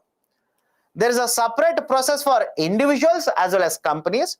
But as of now, we have started with the Company Law Tribunal, right? We have started with Corporate Insolvency Resolution Process. CIRP is a part of IBC now. Okay. Now, what is the process? What is the process? How the sales will be conducted? Let's go step by step. Step number one, either the lender or borrower will approach NCLT. Either the lender or the borrower will approach NCLT. Now, rather than using the term lender, can I use the term creditor here? Let me know. Rather than using the term lender, can I use the term creditor? And rather than borrower, can I use the term debtor? So either the lender, that is a creditor, or the borrower or the debtor can approach NCLT, file an application. Right? So the company, imagine I'm a company. I know my company is not performing very well. You have classified my account as an NPA. So I can only directly go to NCLT, tell NCLT, I will not be able to repay the loan. Please conduct insolvency resolution. Possible? Of course, yes. It's possible. It's possible. Or else I will not approach. You have given a loan to me. You will go to NCLT and file an application against my company, saying that here is a company. I have given the loan to them. They are not repaying. Please conduct insolvency resolution. Okay, so lender or borrower will approach NCLT, file an application. Now, this authority will appoint insolvency professional. The insolvency professional, IP is insolvency professional, will form committee of creditors. What do you mean by committee of creditors? A company might have taken loan from multiple lenders in the market. Is it okay? A company has taken loan from, let's say, Bank 1, Bank 2 and Bank 3. Should you decide what should be done with the company? Think of it. Does it make sense? This company has taken loan from B1, B2 and B3. Right? Should only you decide what we should do with the company? Of course, no. We should form a committee of creditors. We should form group of creditors. Committee of creditors is nothing but group of creditors. So committee of creditors is made. Now this committee of creditors will decide, right, should we sell off the company or should we liquidate the company? I hope you understand. This committee will decide, should we sell the company or should we liquidate the company? Now before going forward, let me introduce one more technicality here. I said 3 banks have given loan to a company. All the 3 banks should be considered as creditors in the committee. But think of this carefully and answer it. Should all the 3 banks have equal voting right to decide it? I'll repeat the question here. All 3 have given a loan. So all 3 should, of course, must be included. You cannot leave out one of them. But my next question is, if there are 3 banks, should all the 3 banks given equal voting right? Answer is no. You should not have equal voting right. Why, sir? Let me give a very simple example. Imagine B1 has given 1 crore rupee loan, B2 has given 100 crore rupee loan, and B3 has given 1000 crore rupee loan. You want to give equal voting right to all of them. Is it fair on B3? Think of it. Is it fair on B3? Right, so that's a reason whenever these kind of things are there, understand it is not based on number of creditors, it is based on total amount of exposure. It is based on total amount of loan or the debt they have given. Right, why? Because they will have to vote. I'll tell you. Right, you will simply come across a statement saying, if the majority of the creditors decide, then simply use a statement like this. If the majority of the creditors decide to sell it off, it will be sold off. Now have a look at this. Who is the majority of a creditor here? Can I say that B1 and B2 are majority of creditors? If you do that, is it not unfair to B3? Right? I hope it makes perfect sense to you people. If let's say B1 and B2, if you count these as majority of creditors, they will decide to liquidate the company. Imagine B1 and B2, they want liquidation of the company. Should we take B1 and B2 as majority of creditors and decide to liquidate? Is it not unfair to B3 here? That's a reason. It's not based on the number of creditors per se, but it is based on the value of the debt. It is based on the amount of exposure that the banks have to the borrower here. So please be very careful. These are technicalities. You don't make a mistake there. Okay, so insolvency professional will put a committee together. This is called as a committee of creditors. Now, committee of creditors will see if there are any proposals by other companies, other businessmen in the market to purchase this company. Now, three of you are asking, sir, why will other companies purchase the company? I'll give a very simple example. Imagine you are manufacturing a particular product. Okay, you are manufacturing a particular product. Now, your supplier is going to be put under insolvency resolution. You are also thinking, should I expand my operation? I hope you understand. Should I expand my operation, right? Purchase one more company from which I will purchase raw material, so that raw material plus product I will only manufacture. Possible? Think of it. Right? Can a company do like this? Of course, yes. How many of you seen many companies, rather than purchasing raw material, they will only set up a manufacturing facility to manufacture raw material? How many of you have seen companies which are involved in supplying of the goods will set up their own logistics company to supply goods? Right? It makes perfect sense for the companies. So there are buyers in the market who are on the lookout, who are basically on the lookout to purchase such companies. So now committee of creditors will find out if there are any proposals. If there are any proposals in the market to purchase the company, if nobody is coming forward, if there is no one, then there is no option. They will have to liquidate. Now they will see if there are any proposals, any company which has offered a higher price. Obviously, the committee of creditors will decide to sell it to them. Is it okay? The committee will simply decide, imagine company A has given the highest value for the company to purchase this. They have given a proposal, the value is highest. So obviously committee of creditors will decide to sell it off to this company. So committee of creditors will deliberate, that is discuss and decide, and now this decision will be conveyed to NCLT. The decision of the committee of creditors will be conveyed to NCLT. Now, some of you will ask me, sir, what if there is no decision? What if committee of creditors do not arrive at any decision? In such a case, by default, we will liquidate the company. I will repeat it again, right? In such cases, by default, we will liquidate the company. If there is nobody to purchase, or right, if there is no decision by the committee of creditors, we will simply decide, let's liquidate the company. Okay? Right, so this is how the bankruptcy or the insolvency, right? Bankruptcy and insolvency code now. Earlier it was bill, now it has become code. Right, so the insolvency and bankruptcy code will be used to liquidate, or let's say conduct insolvency resolution for companies. Any difficulty in the process here? Any difficulty, please do let me know. Now, let me do the critical evaluation of this. That is, more than 6 years are over now.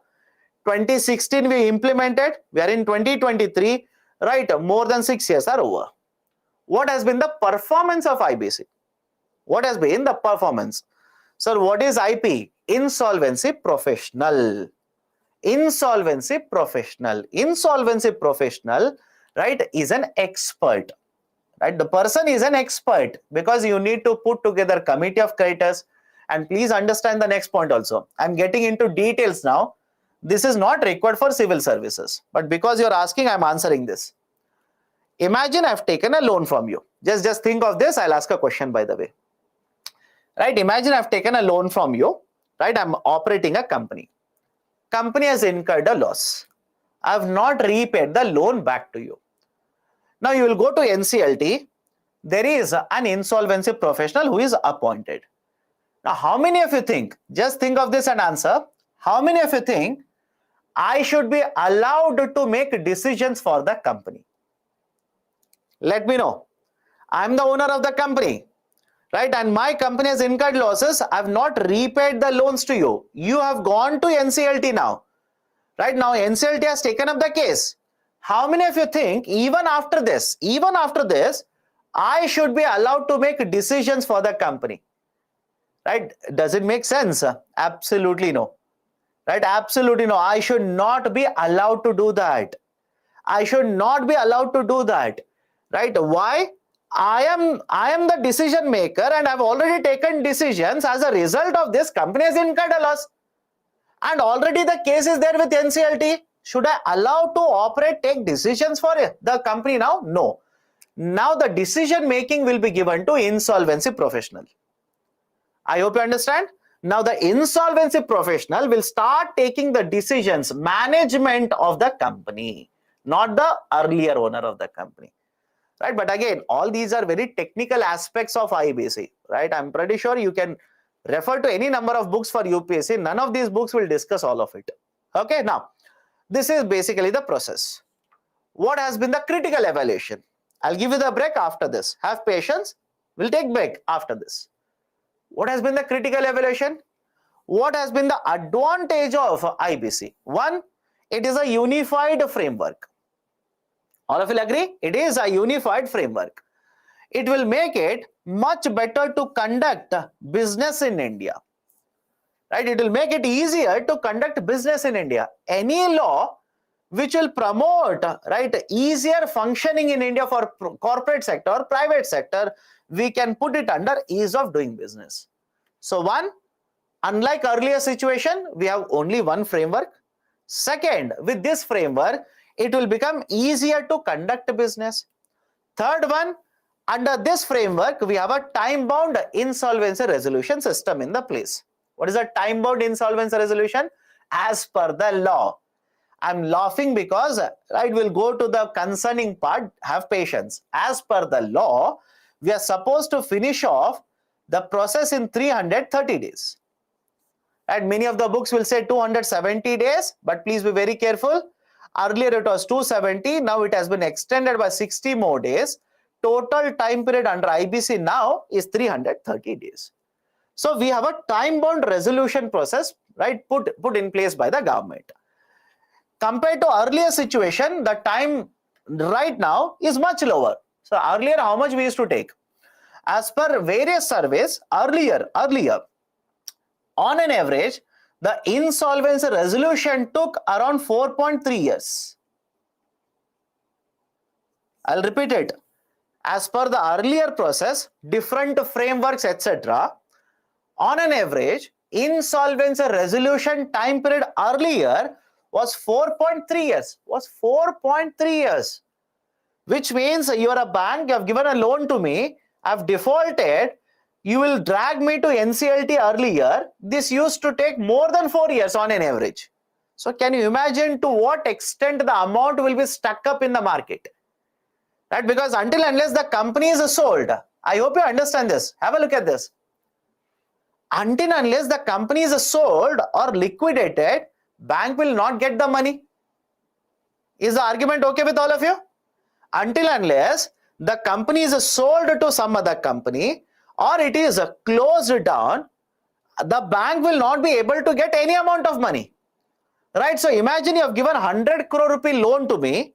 I've defaulted, I've not paid even a single rupee, and it takes 4 years to decide to sell it off to somebody else, which means for 4 years your 100 crore rupees stuck up. Is it not a problem? Is it not a problem for a bank? Of course, yes. And the problem will be compounded by the fact that it will be made much more complicated by the fact that once the case is accepted, you cannot even add interest. As a bank, understand this carefully. Right? Of course, all of this is very technical in nature. Once the case is accepted, you will not be allowed to calculate interest. You will have to stop calculating interest. So if they take 4 years, can you imagine the amount of interest that you forego, the amount of funds that are stuck up in the system, etc. like this.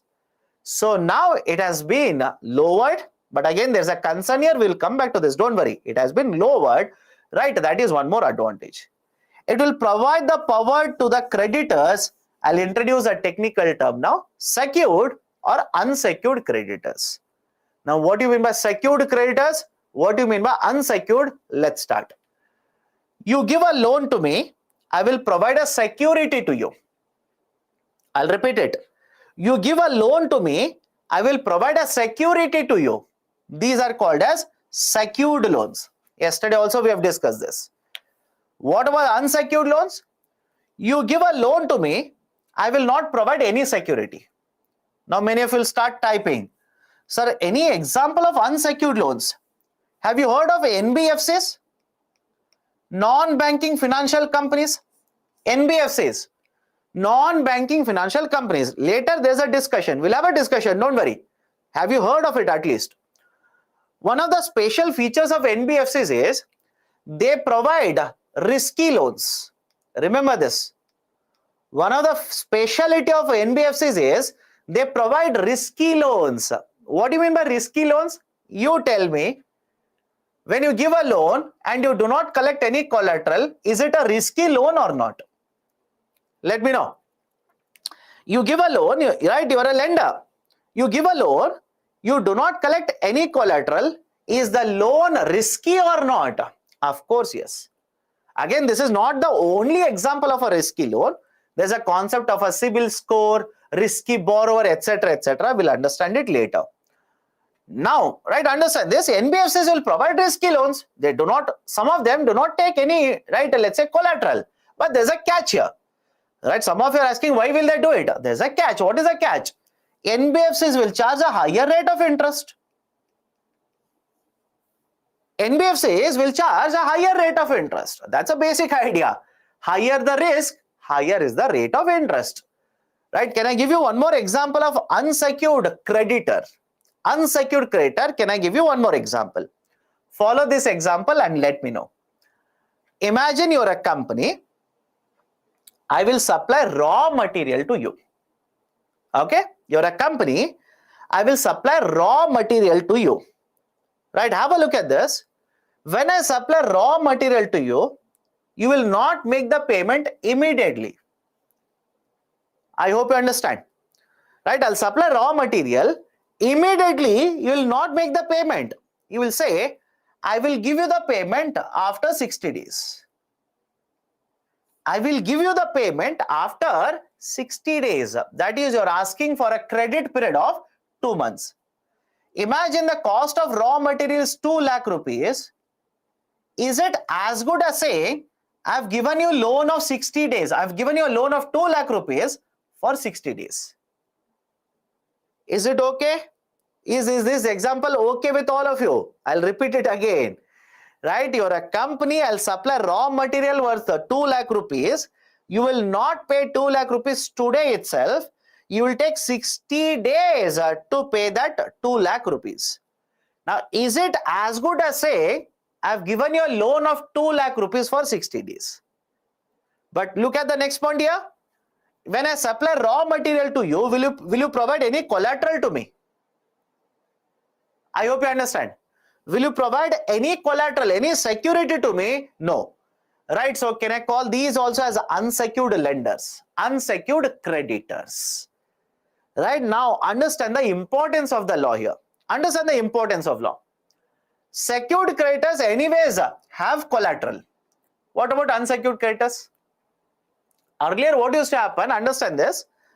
If an unsecured creditor is there, like let's say a raw material supplier, right? Imagine the same example. I've supplied raw material to you. You have said you will give the payment after 60 days. What if you don't give the payment? What if you don't give the payment? Right? I'll come to you, ask for a payment. You'll simply say not possible now. Give me 30 more days. I will go to the court. I will go to the civil court, file a complaint against you. Right? I will go to the civil court, file a complaint against you. And you know how efficiently the civil courts actually work in India. Okay, so there was a huge delay. There was a huge delay for all of it. Now what will happen? What will happen? This is the biggest advantage. Look at it. I'm a raw material supplier to you. You told me you will give the payment on 1st of April. If you don't give it, I will go to NCLT, file an application. Is there a danger of you losing the ownership of a company? Let me know. I'll repeat it again. You told me I'm a raw material supplier. You told me that on the 1st of April you will make a payment. You do not make a payment, I will go to NCLT, file an application. Is there a danger that you will end up losing the ownership of the company? Answer is yes. Now, don't you think as a result of this, that because this could happen, there will be a behavioral change from the side of the borrowers? I'll repeat the statement. Right? Because this could happen, there will be a behavioral change from the side of the borrowers. That is, the borrowers will be worried about losing the ownership. So there will be a behavioral change. They will try to make the payment on time, right, every time. That is the basic idea, and that is the biggest advantage of IBC. Remember that. That's the biggest advantage. That's the biggest benefit that we have been able to derive out of it. And this can be asked in the form of mains question. This can be asked in the form of mains question. Please be very, very careful. Right? For example, sir, what kind of question can they ask?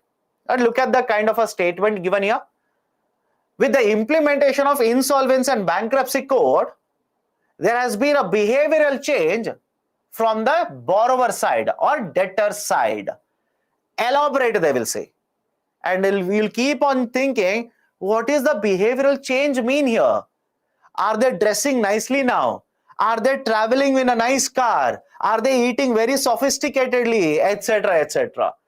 Behavioral change means until 2016, right, there was a huge delay in the process and they knew it. Borrowers actually knew it, right? And they would simply say, go, you want to file a case, go to civil court and file a case, right? We will fight it out.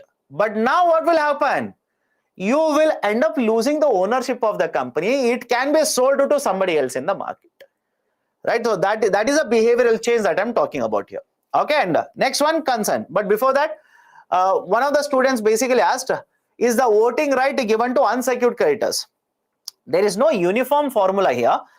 From one country to another country, the model will change. For example, in Britain, whether you are secured or unsecured, both of them will get the voting right. But in case of India, that voting right is given only for the secured creditors, not to unsecured creditors. Next, what are the concerns? Let me finish the concerns, then we'll take a break. First one, time taken for accepting and admitting applications is very high in India. What do you mean by this? Go back to the picture now. Go back to the process. The first step itself is getting delayed. This is the first step. What is the first step? You will go to the NCLT, file an application. And as per IBC, as per Insolvency and Bankruptcy Law, within 14 days, either the application must be accepted or rejected. I'll repeat it again. You will go to the you will go to the NCLT, file an application. Within 14 days, once the application is filed, in the next 14 days, the NCLT either has to accept the application or reject the application. Right? Here itself, there is a huge delay. I hope you understand. Here itself, there is a huge delay.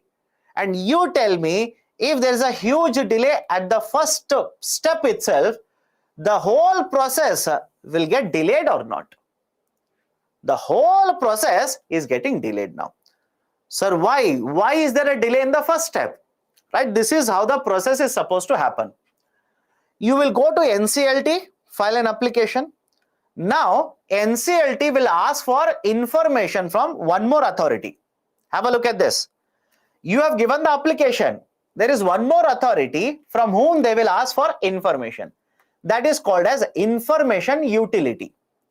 Right? I repeat, NCLT will seek or ask for information from one more authority called as information utility. Now, because of all of this process, they will ask for data from here, right? The representatives from bank will submit more data. They will argue here, right? Some of these borrowers, their representatives also there. They will also start arguing. So, because of all of this, the admission of the application itself is getting delayed. And because the step one is getting delayed, the whole process is also getting delayed. Point one in concern. Point two, actual time taken for the resolution is much higher than 330 days. I repeat, actual time taken for resolution is much higher than 330 days. As per the law, it is supposed to be done in 330 days. But in reality, it is more than 330 days in majority of the cases. Now you will ask me, sir, how is that possible? How is that possible? Right? Let me explain it. Imagine there are 4 lenders Secured, unsecured, don't worry, or 5 lenders, secured or unsecured. Now we have to decide whether the company has to be sold or liquidated. One of them will run to Bombay High Court, file a case against the company in the Bombay High Court. Simple. One of these lenders, either secured or unsecured, don't worry, will go to the Bombay High Court. Again, sir, why Bombay High Court? Can they file anywhere else? Of course, yes. Right? They can file in any high courts like this. They will file an application or let's say case against the borrower, that is the company here. Now you tell me, if the Bombay High Court will take up a case against the company, which one will be given, right, priority? Should the case be taken up first, cleared, or the company will be sold first in the market? What do you think will be the priority now? Right? Some of you might simply say, sir, let's sell it off. You tell me, will you be interested in purchasing a company on which case is happening? Let me know. Right? Will you be interested in purchasing a company on whom there is a case pending in High Court? Of course, no. Now focus will get shifted in the Bombay High Court. Has it happened? I'm giving you real life examples. It has happened. It has actually happened. Right? And this is abuse of the system, misuse of the system. You'll ask me, sir, how? How there is abuse or a misuse of the system? I'll give a very simple example. Imagine A is there. A is owned by, right, a very good friend, right, of the owner of the company, which is being kept under NCLT now. Think of it. The owner of A is a very, very good friend of the owner of the company itself. Right? Can they basically abuse the system? Is there a possibility of abusing the system or not here? Right? Of course, yes, instances have happened. Multiple instances have happened because of this. Okay? So actual time taken for resolution is much, much higher. Most of the cases are going through liquidation. What was the most important objective of IBC? You tell me. What was the most important objective of IBC? Was it preservation or destruction? It was preservation. But what if, right? What if most of the cases are leading to closure of the companies? Is it not meaning that IBC is not performing very well then? We are not able to meet the central objective of Insolvency and Bankruptcy Code. So most of the cases are going through liquidation. Now you'll ask me, why, sir? You tell me, when there is a recession, will the people be interested in buying new companies? Simple. You tell me, right? When there is a recession, when there is a concern over what will happen in the global economy, in the domestic market, etc., do you think people will be, or let's say companies will be interested in purchasing more and more companies? You do not know what is going to happen after 6 months. Simple. You do not know what is going to happen in the next 6 months.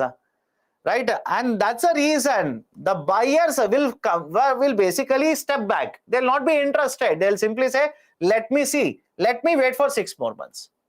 Right? So obviously there will be certain issues here. So most of the cases are going through liquidation. And finally, recovery rates. Recovery rates are also very, very low. Now, what do you mean by recovery rates here? Imagine a bank has given loan to a company. Company will be sold to a buyer in the market. What if this buyer pays the amount, but this amount is just a fraction of the bank loan? Is it okay? Right? I hope you understand this. Bank is there. It has given, let's say, 100 crore rupee loan, or bank wants to collect 100 crore rupee from the company. What if the buyer will pay only 20 crore rupee to the company? Which means a bank is able to recover only 20% of its amount, not the 100%. And this actually happens. This actually happens, right? You should be very careful here. Nobody will pay 100 crore for the company. I hope you understand this. Nobody will pay 100 crore for this company. Will you pay 100 crore? I hope you understand. Will you pay 100 crore rupee for this company? If you're a buyer, you should not pay it. Why? If the value of the company is 100 crore, you can basically set up a new company. Why should you purchase this company? Think of it. Why should you purchase this company? Right? It's as simple as that. So you will purchase it at a very, very low prices. But does it not mean that bank is incurring a huge amount of losses here? In this asset sale, right, the recovery rates are very, very low. Right? So recovery rates are very, very low. Done? Right? So these are some of the critical evaluation points regarding Insolvency and Bankruptcy Code, IBC. Now, before going to the current affairs, if you have any questions, ask it. Let me address them, then we will take a break. Let me address questions, then we'll take a break.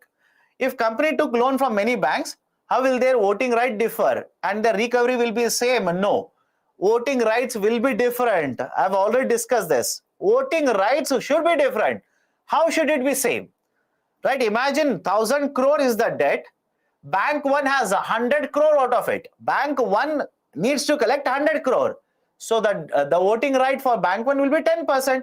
So based on their right exposure, voting rights will be provided. Okay. Can you discuss again the behavioral change? The behavioral change that I'm talking about here is, simply have a look at this. The borrowers now, that is the debtors, are concerned about the fact that under IBC, they might end up losing the ownership of the company.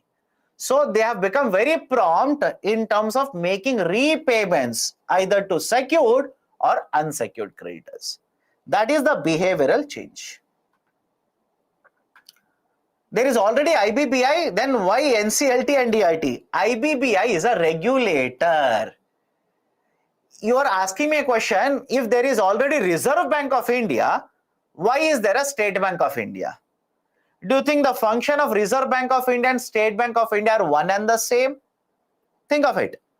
Right? One is a regulator, another one is a lender. In the same way, NCLT will conduct the process. But who is insolvency professional? Who should be certified as an insolvency professional? Who should ensure that all the people who are involved in the process are following the law? It is IBBI. Okay.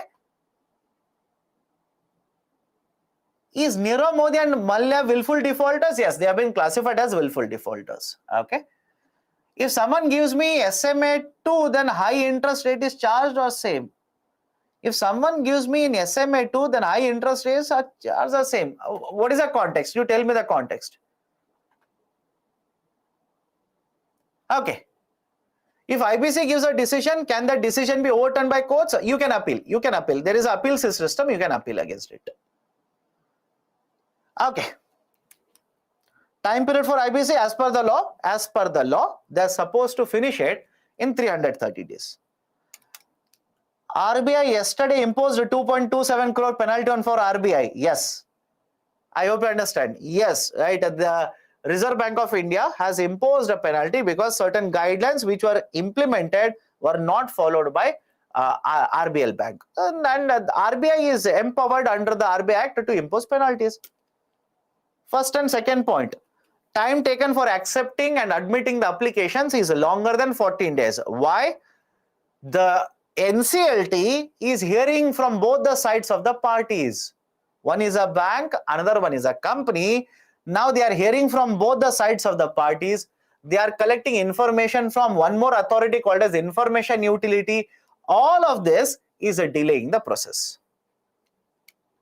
Actual time taken for resolution is higher because some of the creditors are going to court, filing a cases in the court. And as a result of this, right, the whole process is getting delayed.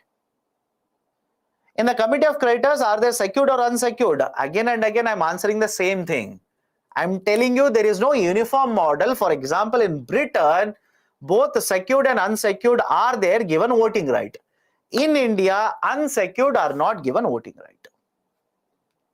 Can individual lender approach NCLT? What do you mean by individual lender? You tell me what do you mean by individual lender first. Right? Can you act as an individual lender in the market? How so? You tell me that. Okay, done. So let's take a break now. Let's take a break. I'll restart at 8:20. I'll restart at 8:20. Okay, take a break. We'll restart at 8:20.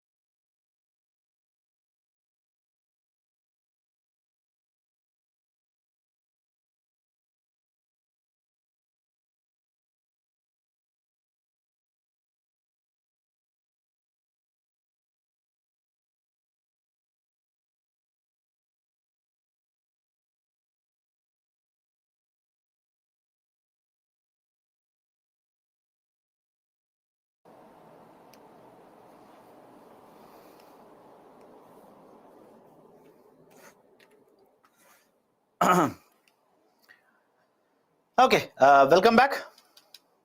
Am I audible? Please do let me know if I'm audible so that we can start. Okay, done. Let's start. So the next concept I want to discuss is a current affairs one. Please be very careful. National Asset Reconstruction Company Limited. NARCL, National Asset Reconstruction Company Limited. Now have a look at this. Let's start. Now before discussing NARCL, before understanding the concept of NARCL, let me start with a very simple concept. Asset Reconstruction Company. Asset Reconstruction Company. ARC, Asset Reconstruction Company. I'll start using a short form. Understand this now. What is an ARC? Right, understand this. Imagine here is a company. The company takes a loan from a bank. The company doesn't repay the loan, becomes an NPA. Now the bank can simply sell off or transfer the company into a new entity called as ARC. There is a new entity which is referred to as ARC, Asset Reconstruction Companies. In fact, in case of India, there are around 28 ARCs. Not very well functioning, but there are around 28 ARCs. Now follow this very carefully. The bank has given the loan to a company. Company is not able to repay it. Now the assets of the company will be transferred to one more entity called as ARC. Sir, why? Why are we transferring these assets to ARCs? How many of you think bank is an expert in selling the assets in the market? Let me know. Let's say land of the company or manufacturing facility of the company, etc. There are various assets which are collateral. The bank will simply transfer the company into the hands of the ARC. Why do they do that? Simple idea. Bank is not an expert in managing of these companies, selling of these assets, etc. So we have a specialist in the market by the name of Asset Reconstruction Companies. And what these ARCs used to do is, they would try to find a buyer, restructure the company or find a buyer in the market, sell it off in the market, collect money and pay the money back to the bank. Of course, they will impose and collect a certain amount of charges. Now, many of you will simply say, sir, it is similar to IBC. It's similar to what is happening in the IBC. Understand this carefully. ARCs have been working in India for more than 2 decades. I hope you understand this. ARCs have been working in India for more than 2 decades. And I said, there are more than 20 ARCs which are working. Now, Government of India has allowed the ARCs to function, but the efficiency of the ARCs is very, very poor. Right? I hope you understand why we shifted to a new model. Efficiency of the ARCs is very, very poor. Right? How do we define poor here? What if you're a bank and your recovery rate is 5% here? Do you think ARCs are working efficiently? Think of it. Your recovery rate is just 5%. Right? So argument was very simple here. Concept of ARC is not new in India. It's a very old concept. Right? From many years in India, RBI has allowed ARCs to operate, but the ARC's operation is not efficient. They are not able to generate sufficient amount of returns to the banks. That is the precise reason why we have introduced a new model, that is Insolvency and Bankruptcy Code, where the recovery rates are much better compared to ARCs. Is it okay? The recovery rates under IBC, again, right, understand this. Some of you will simply remind me, sir, but in earlier slide you wrote that recovery rates on IBC are lower, but now you are saying recovery rates are higher, right? You are contradicting yourself. My dear, earlier context was, if you have given a loan of 100 crore, that is, you are supposed to receive 100 crore, but you are receiving only 20 crore, I said recovery rate is 20%, which is lower, I said. But in this context, imagine this. Your recovery rate under ARC is 5%, but under IBC it is 20%. Can I say recovery rates in IBC are higher here? That is what I'm trying to tell you. Right? Most of you are involved in that only, sir. You said there, you said here, like this, like this. Focus on the discussion. Context is important. So IBC recovery rates are much, much better. And that is a precise reason now the banks are preferring IBC to get the better recovery compared to ARCs. Done. So there was a model of ARC, not very efficient. Even though we had 28 ARCs, not a very efficient model, recovery rates are very low. And that is a precise reason why Government of India in 2016 introduced Insolvency and Bankruptcy Code. This is point number 1. Point number 2, there is this idea of a bad bank. There is this idea of a bad bank. Right, now what is the meaning of the term bad bank? Right, let me start with an example. In the next slide, you will see NARCL. In the next slide, you will see NARCL. NARCL is an example of a bad bank. But let me explain what is a bad bank.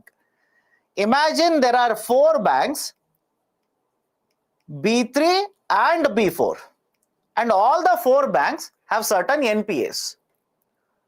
NPAs cannot be managed by all the banks. Right? All the 4 banks cannot manage these NPAs. So there is a proposal, and it's not new. It's been more than 2 decades that we are discussing the concept of a bad bank. There is a proposal that we should establish only one bank. Have a look at this. We should establish only one bank, and the NPAs of this bank, this as well as this, should be transferred to the one big bank, that is a bad bank. Any difficulty here? Let me know. Right, in this example, imagine there are 4 banks in the economy. All the 4 banks have certain number of NPAs. The concern is that all these banks will not be efficiently be able to manage these NPAs. So there is a proposal that we should have only one bank which will take up or which will take away the bad loans or the NPAs from all of these banks, and now this bank will try to resolve all of these NPAs. And this bank will be referred to as a bad bank. Right? Is it okay? Why it is referred as a bad bank?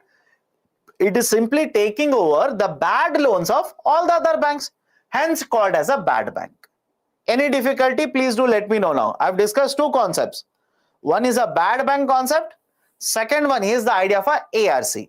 Right? We have ARCs working in India, not very efficient, hence we have shifted to IBC. We also have a concept of bad bank now, very, very recent model, not a very, very old model, very recent model. The idea of, right, the NARCL. Why will they transfer? My dear, imagine you're a bank manager. Are you an expert in managing NPA? Right? Why is it so difficult? Are you an expert in managing NPA? Are you an expert in that? Absolutely no, you are not an expert.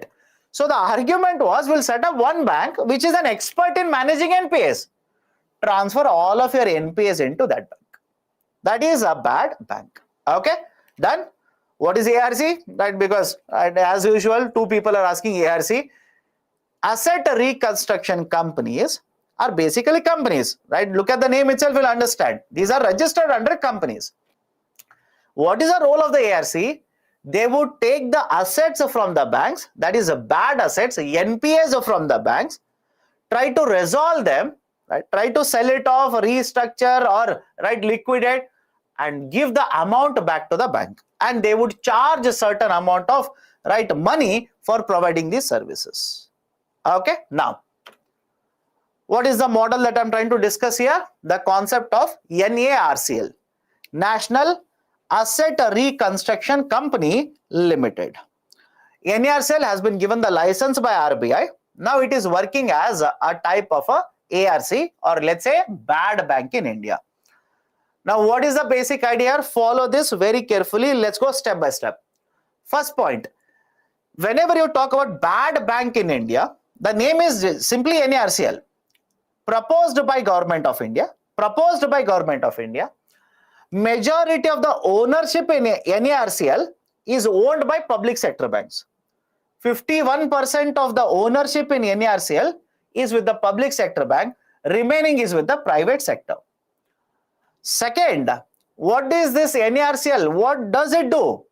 It will take away NPAs from the bank. Have patience, listen to the model first.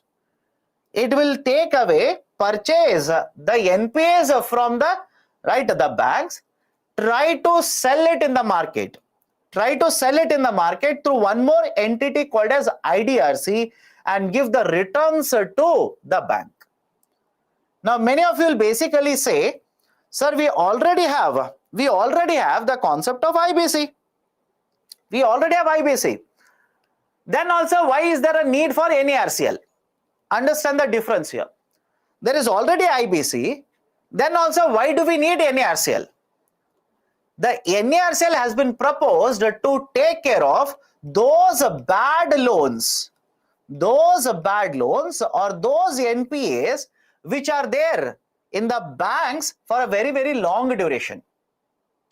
Is it okay? I'll repeat it again. I'll use a technical term, legacy NPA. Legacy NPA. What is the meaning of legacy NPA? Those NPAs which are there on the balance sheet of the bank for a very long duration. Again, the term long duration is not defined. It could be 5 years. It could be 6 years. It could be, let's say 3 years. So whenever NPAs are there in the balance sheet of a bank for a very long duration, it's very difficult for you to sell it through IBC now. It's very difficult. Why? If an account has remained NPA for, let's say, 5 years, how many of you think there will be buyers for this under IBC? Right? Do you think IBC is the best model for it? Right? Of course, no. So that's the reason Government of India has proposed a new model to address the issue of legacy NPAs. And in fact, please understand, this was proposed back in 2021, budget for 2021 by the government. It has started operating. Last month, first asset was taken by NARCL. It's been more than 6 to 8 months since the operation has started. Last month itself, one of the NPAs, that is JP Infratech, JP account was taken up by NARCL. So argument is simple here. The banks have certain loans which are NPAs for very long duration. These are called as legacy NPAs. Now, Government of India says, I want even the legacy NPAs to be resolved through a new system called as NARCL, National Asset Reconstruction Company Limited. So follow this carefully. Banks have legacy NPAs. Now these will be purchased by NARCL, but NARCL has one more authority. NARCL will not directly sell. NARCL has one more operational entity, that is IDRC. IDRC will try to find a buyer in the market or liquidate it, then transfer the money to the bank. This is how the system will work. I'll come back to this slide. Please have a look at it. Right, here is a bank.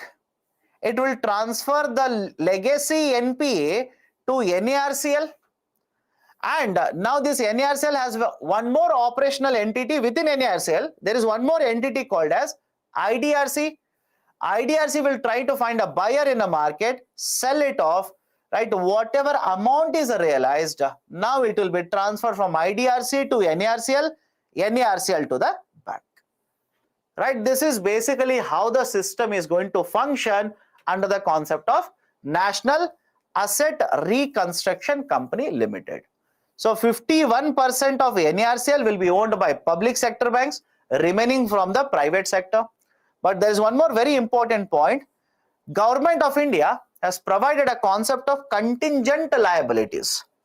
Government of India has introduced a concept of contingent liabilities for a duration of 5 years, and the value of contingent liabilities is 30,600 crore rupees.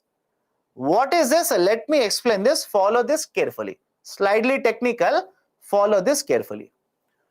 Imagine the bank wants to sell a legacy NPA to NARCL.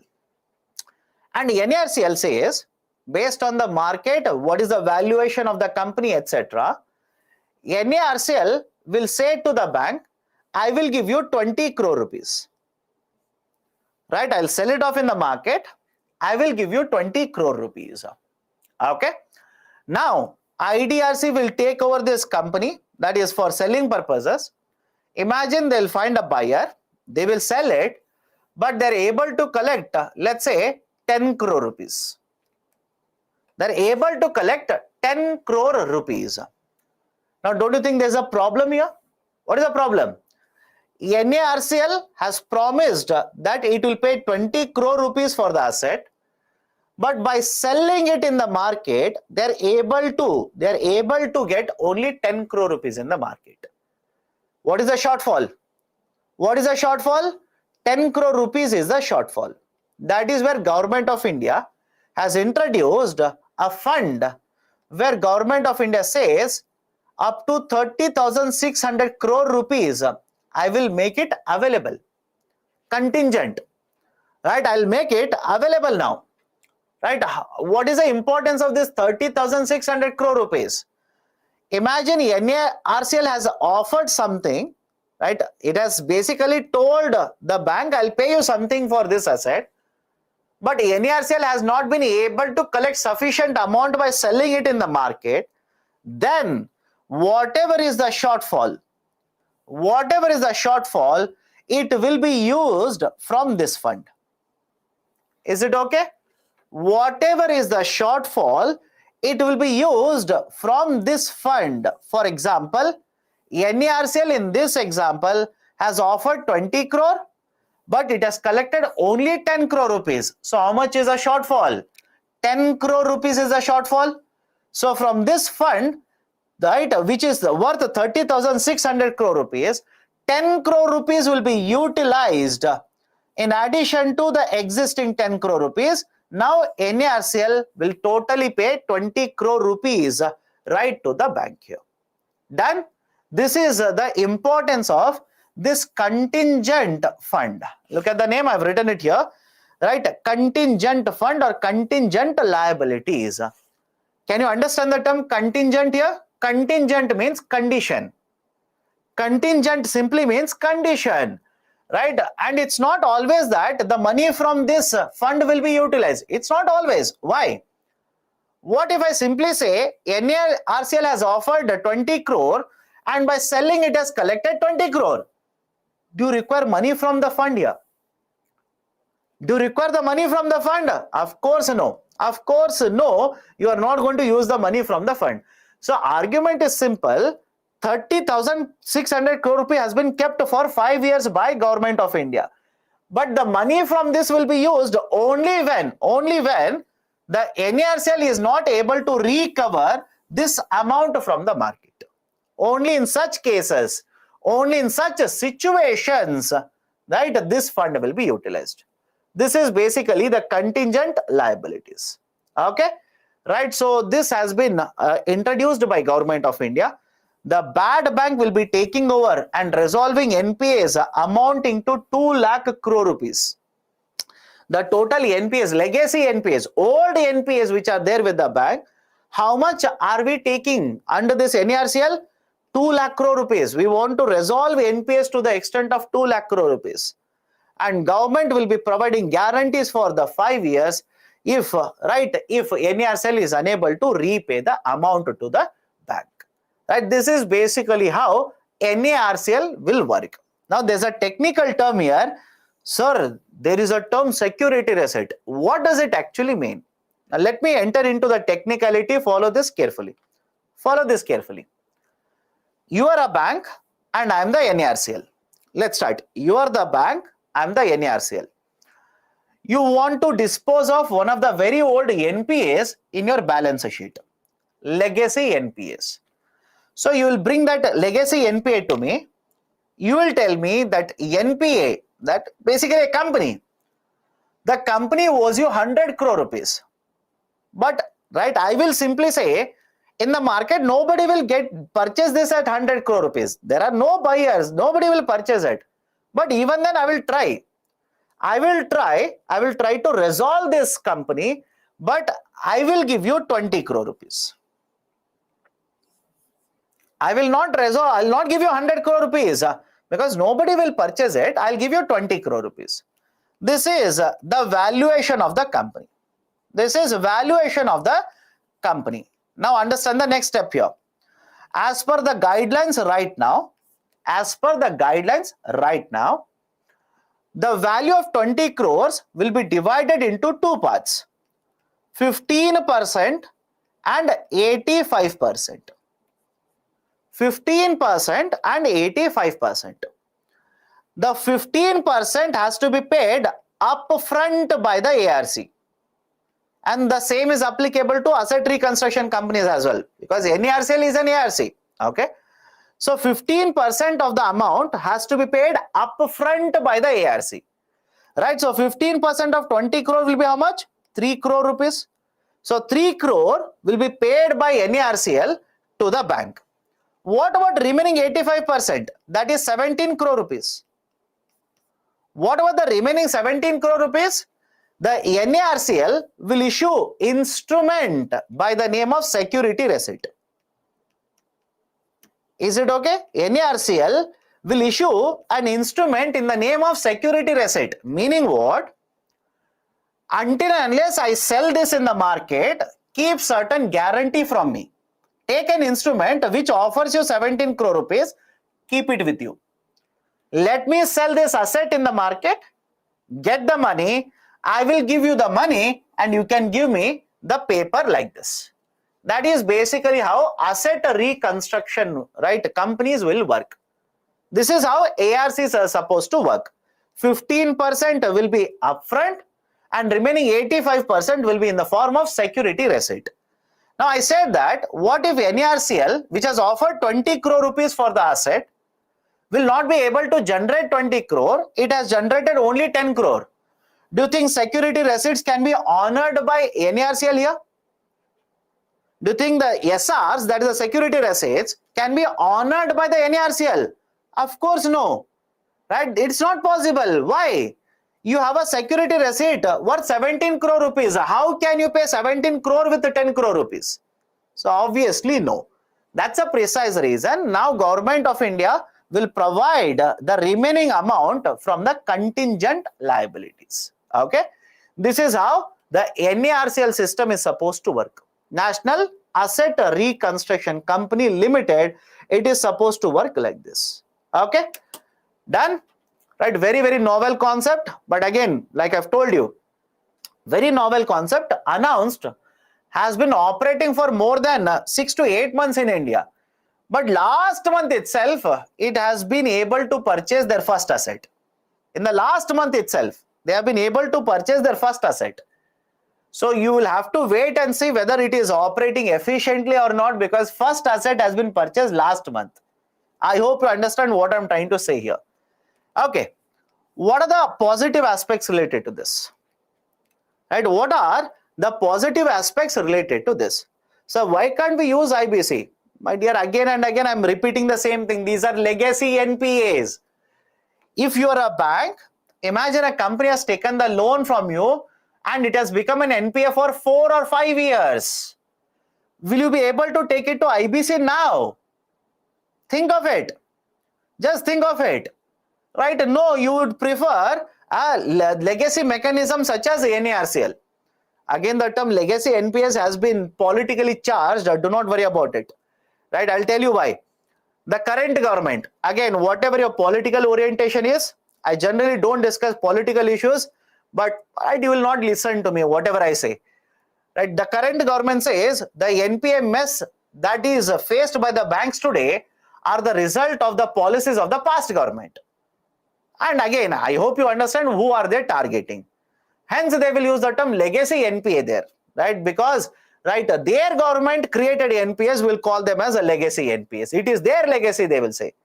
But you don't call it like that. You don't write it like that. Be always neutral when you write economic answers.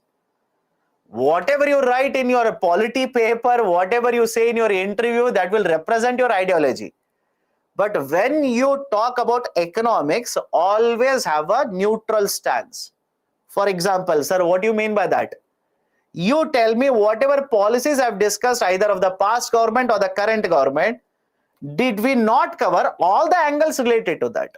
That is, what are they trying to achieve? Have they achieved it? If no, what is the way forward? Follow that. Simply follow that. Okay, now come to this. NARCL, National Asset Reconstruction Company Limited. What are the good aspects related to this? One, the stressed assets will be parked in only one entity. Bad bank is there, you will transfer all of them to the bad bank. You don't worry, bad bank will take care of it. Okay, that is first one. Now you tell me, from your balance sheet, if NPAs are removed, I repeat, from your balance sheet, if NPAs are removed, will the health of the balance sheet improve or not? Is it okay? I'll repeat the statement here again. Right? From your balance sheet, you remove the NPAs, will the health of the balance sheet improve or not? Of course, yes, it will improve. Now, can you show this improved balance sheet to the investors and raise money from the market? Possible? I hope you understand the logic here, right? Yes. The banks can now focus on their core activities, that is mobilization of the deposits as well as lending, and the banks will also find it easier, right? It is easier, right, basically now to raise funds from the market, because the balance sheet, of course, as an investor you should look into balance sheet, right? Because if the balance sheet is right having lot of NPAs, it simply means the bank might incur a loss anytime now. Would you be interested in investing in such banks? Of course no, right? And the next one, initially to begin with, the NARCL will be focused on large value banks. I repeat, initially to begin with, the NARCL will be focused on large value of the loans which have become NPAs in the banks. Why? You should clear larger value loans first, then focus on small value loans.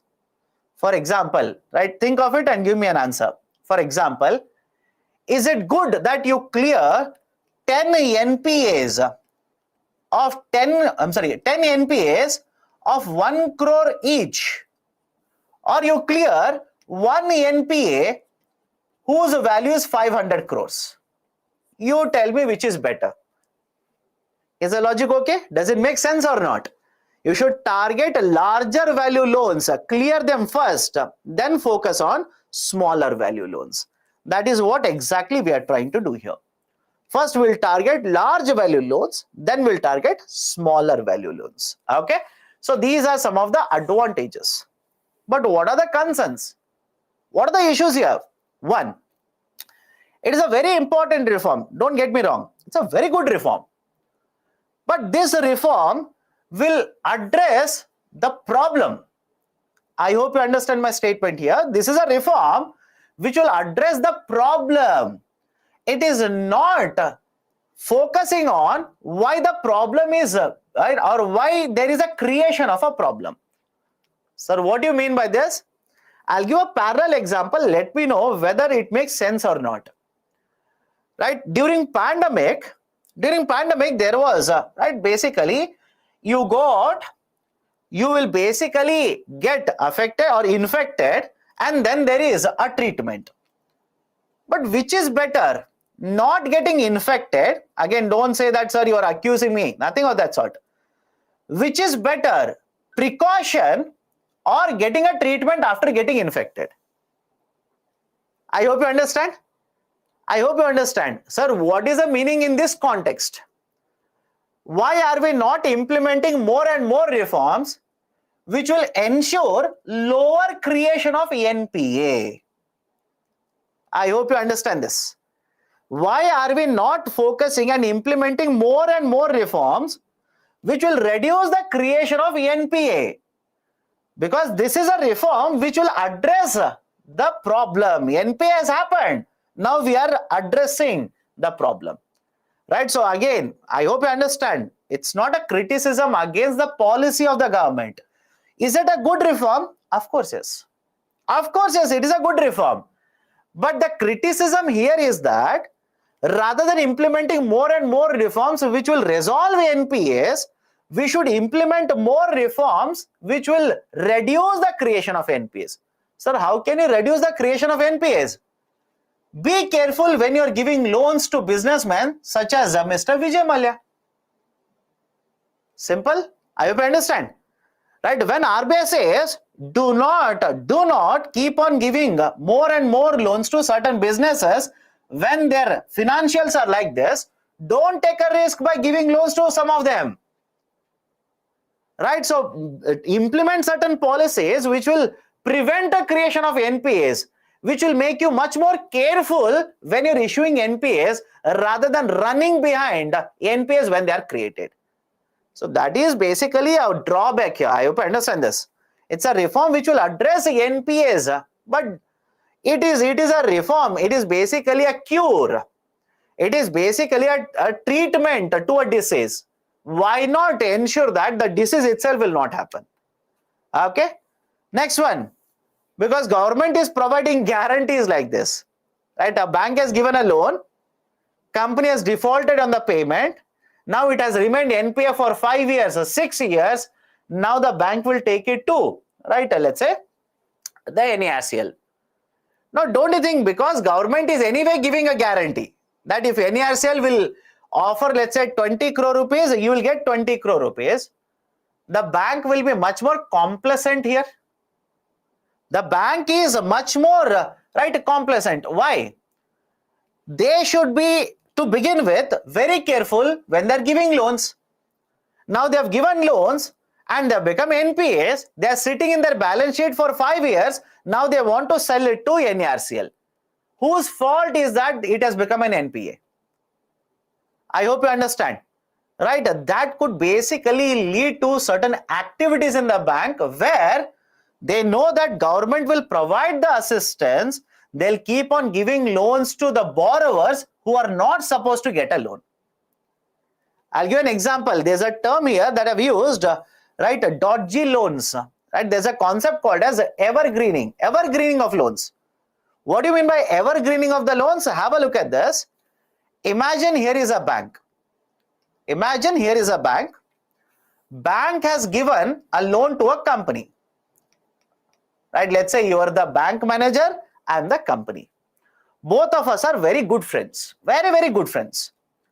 My company is not working very well. Right? It has incurred losses. Now I'm supposed to make a repayment. If I don't make a repayment, what you will do? You will simply go to NCLT, file an application. But because we are very close friends, either financially or, right, let's say from high school itself, what you will do is, you will give me a new loan. Have a look at this. You will give me a new loan now. And what will I do with the new loan? I will use the new loan to repay old loan. Is it making sense to you? Right? I hope you understand this. What is this problem here? Right? Why these are called as dodgy loans? Dodgy means, right, very, very dangerous loans. Right? I've taken a loan from a bank. I'm supposed to incur a loss. I'm incurring a loss. I will not be able to repay the loan. If I don't repay, it becomes an NPA. But what you will do is, you will give me a new loan. I will use the new loan to repay old loan to you. But don't you think because of this system, right, the NPAs which will occur in the bank in the future will be very large. And there have been many instances which have thrown out this example, or there have been many cases in recent times where this example has been implemented. Right? Is the problem okay with all of you? Now, if you ask the bank manager, sir, why are you doing it? Why are you doing it? One, the reason could be corruption in the system. Right? Or second, right, the bank manager and the company owner, both are, let's say, husband and wife. Right? Or the third reason could be, bank manager says, we don't have to worry. This will become NPA. I'll keep it in my balance sheet for 5 years. Then I will sell it to NARCL. Then I'll simply sell it to NARCL. Don't you think these kind of reforms might breed the misuse or the abuse of the provisions? That is the second concern. And the third concern is, even if you transfer it to NARCL, what is the guarantee how much NARCL will be able to recover from the market? Because these are very, very old NPAs, very old NPAs, legacy NPAs. Very difficult to find a buyer. Even if you find a buyer, at what price will the buyer purchase it? Could be a fraction of the recovery value. Right, so these are some of the concerns regarding NARCL. That is a critical evaluation of NARCL. Okay, done? Right, so first reform very difficult. My dear, I am telling you, it's a reform to take care of NPA. Rather than implementing more reforms like this, government should implement other reforms where creation of NPAs will be minimized. How can we do that? Right, let's say conduct a very thorough research before giving a loan to a borrower. Before giving a loan to a borrower, conduct a very thorough research. Ensure there is no evergreening of the loans. Don't you think if you ensure all of this, the creation of NPAs will be minimized? That is the first point. Okay. Right, so this is the discussion regarding the concept of NARCL. NARCL, please be very careful. Okay. What kind of asset NARCL will sell in the market? Right, bad loans. Right, I hope you understand. Bad loans which are sitting on the balance sheet of the bank for a very long time. Right, again I'm repeating, what is a long time? It is not defined. You can simply take it to IBC, but in IBC, who will be there to purchase? Can you take a loan which is a 5-year NPA to IBC today? Does it make sense to you? Right? No, that is not the basic idea. Okay. During this time period of asset selling by IDFC, is the case still going on in the concerned asset? What do you mean by case here? Right? What do you mean by the case here? We are not taking those cases, we are not taking those NPAs where the cases are there, because there will be no buyer for it. We are taking these particular assets, and sir, what if there is already a case in case of NARCL? Right? That is under IBC.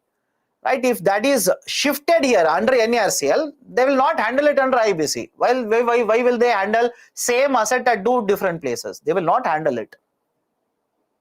Okay, done. Let me go to the next concept here. Let me go to the next concept, cooperatives. Let me go to the next concept, idea of cooperatives. Okay, now, what is a cooperative? Let's start. What is a cooperative? Cooperative is simply group of at least 10 people. I repeat, what do you mean by cooperative here? Cooperative simply means it is a group of at least 10 people, right? At least means 10 or more than 10 people. Now, why have they come together? Why they have formed a group? They want to achieve a common objective. Is it okay? I'll repeat it. What is a cooperative?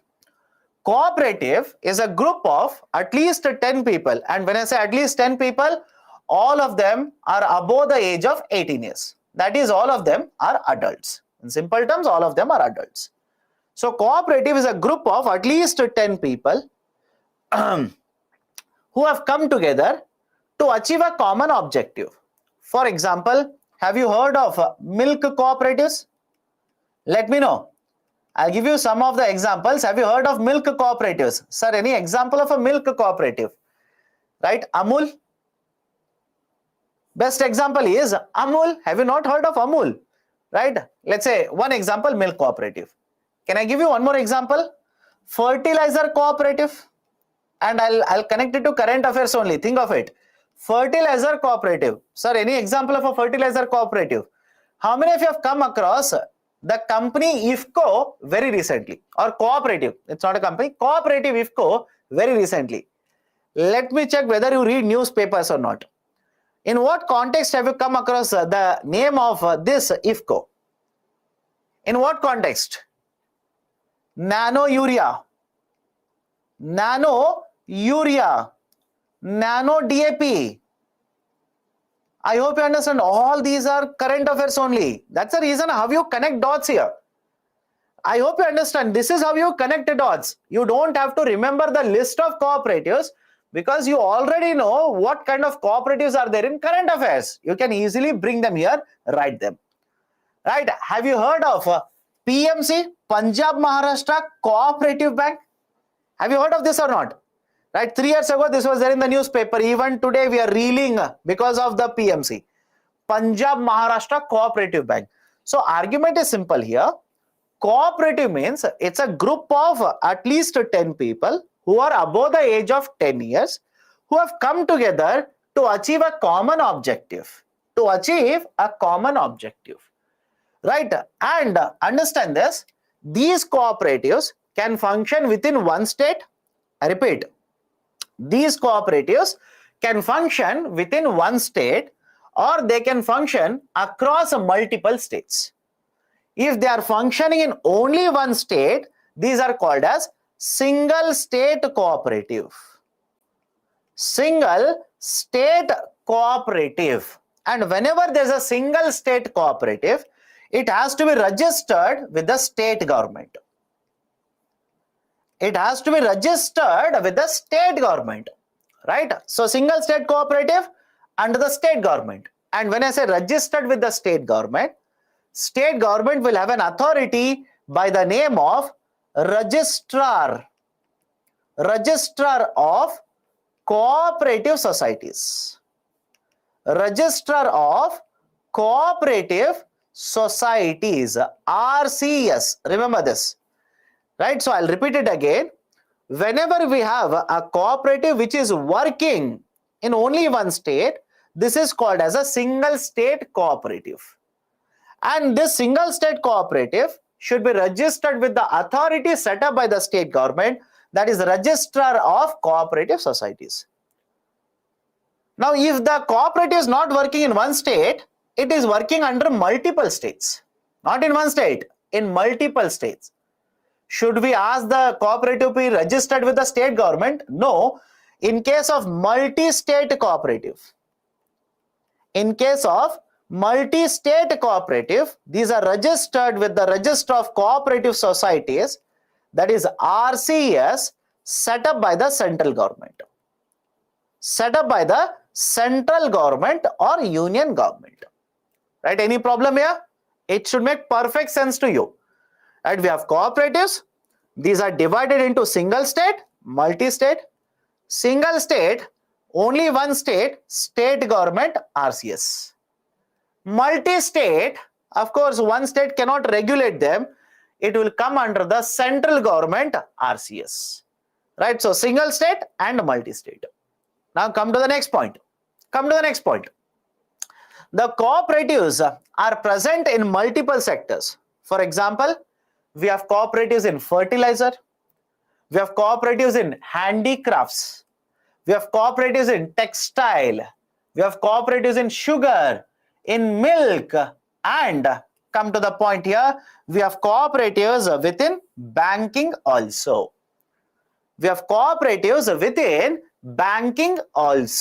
Within the banking sector also, there are cooperatives. Now come to the banking sector here. Cooperatives in the banking sector are divided into two parts. One is called as a rural cooperative and the second one is urban cooperative. Rural, urban. Now, what is the basic idea here? Whenever these are present in villages, mainly in the villages, these are referred to as rural cooperatives. And whenever you talk about, right, let's say cooperatives which are present in the districts, cooperatives which are present in state capitals, etc., these are referred to as urban cooperatives. Now, urban cooperatives are further divided into two types, scheduled as well as non-scheduled. Okay. right? Scheduled as well as non-scheduled. And what about rural cooperatives? Rural cooperatives are divided into two parts here based on their lending activity. Based on their lending activities, the rural cooperatives are divided into two parts. Sir, how is that possible? So have a look at this. Whenever you talk about rural part, that is agriculture sector is the mainstay. In the agriculture sector, we generally divide the loans based on the term or the tenure of the loans. I repeat, in agriculture sector, we divide the loans based on the term or the tenure of the loans. That is, whenever you take a long-term loan, the tenure of the long-term loan is right 5 years, above 5 years. Above 5 years. And whenever you take short and medium term, short term is generally up to 15 months and medium term is up to 60 months. Again, do not worry for what purpose do they take, sir. Right, any example of it, etc., etc. When I take up agriculture sector, I will tell you. There's a slide on this. I will tell this again. Please don't worry about it. So whenever you talk about agriculture loans, we can divide the agriculture loans into long term, short and medium term. And those institutions which will provide a short term loans is short and medium term loans. It is one classification here. And those which will provide a long-term loans, it is one more classification.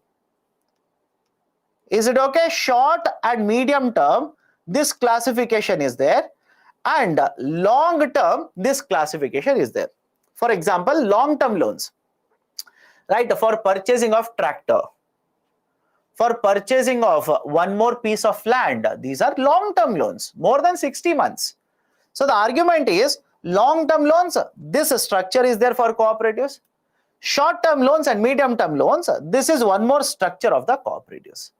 Right? Again, within short and medium term, we have a three-layer structure. Three-layer structure. At the top, we have state cooperative banks. Below state cooperative banks, we have DCCBs, District Central Cooperative Bank. And below District Central Cooperative Bank, we have a Primary Agriculture Credit Societies, PACS. PACS. Focus on this PACS. Please look at the name and tell me, is the term bank mentioned here? Look at it. Please look at the name and tell me, is the term bank mentioned in the name?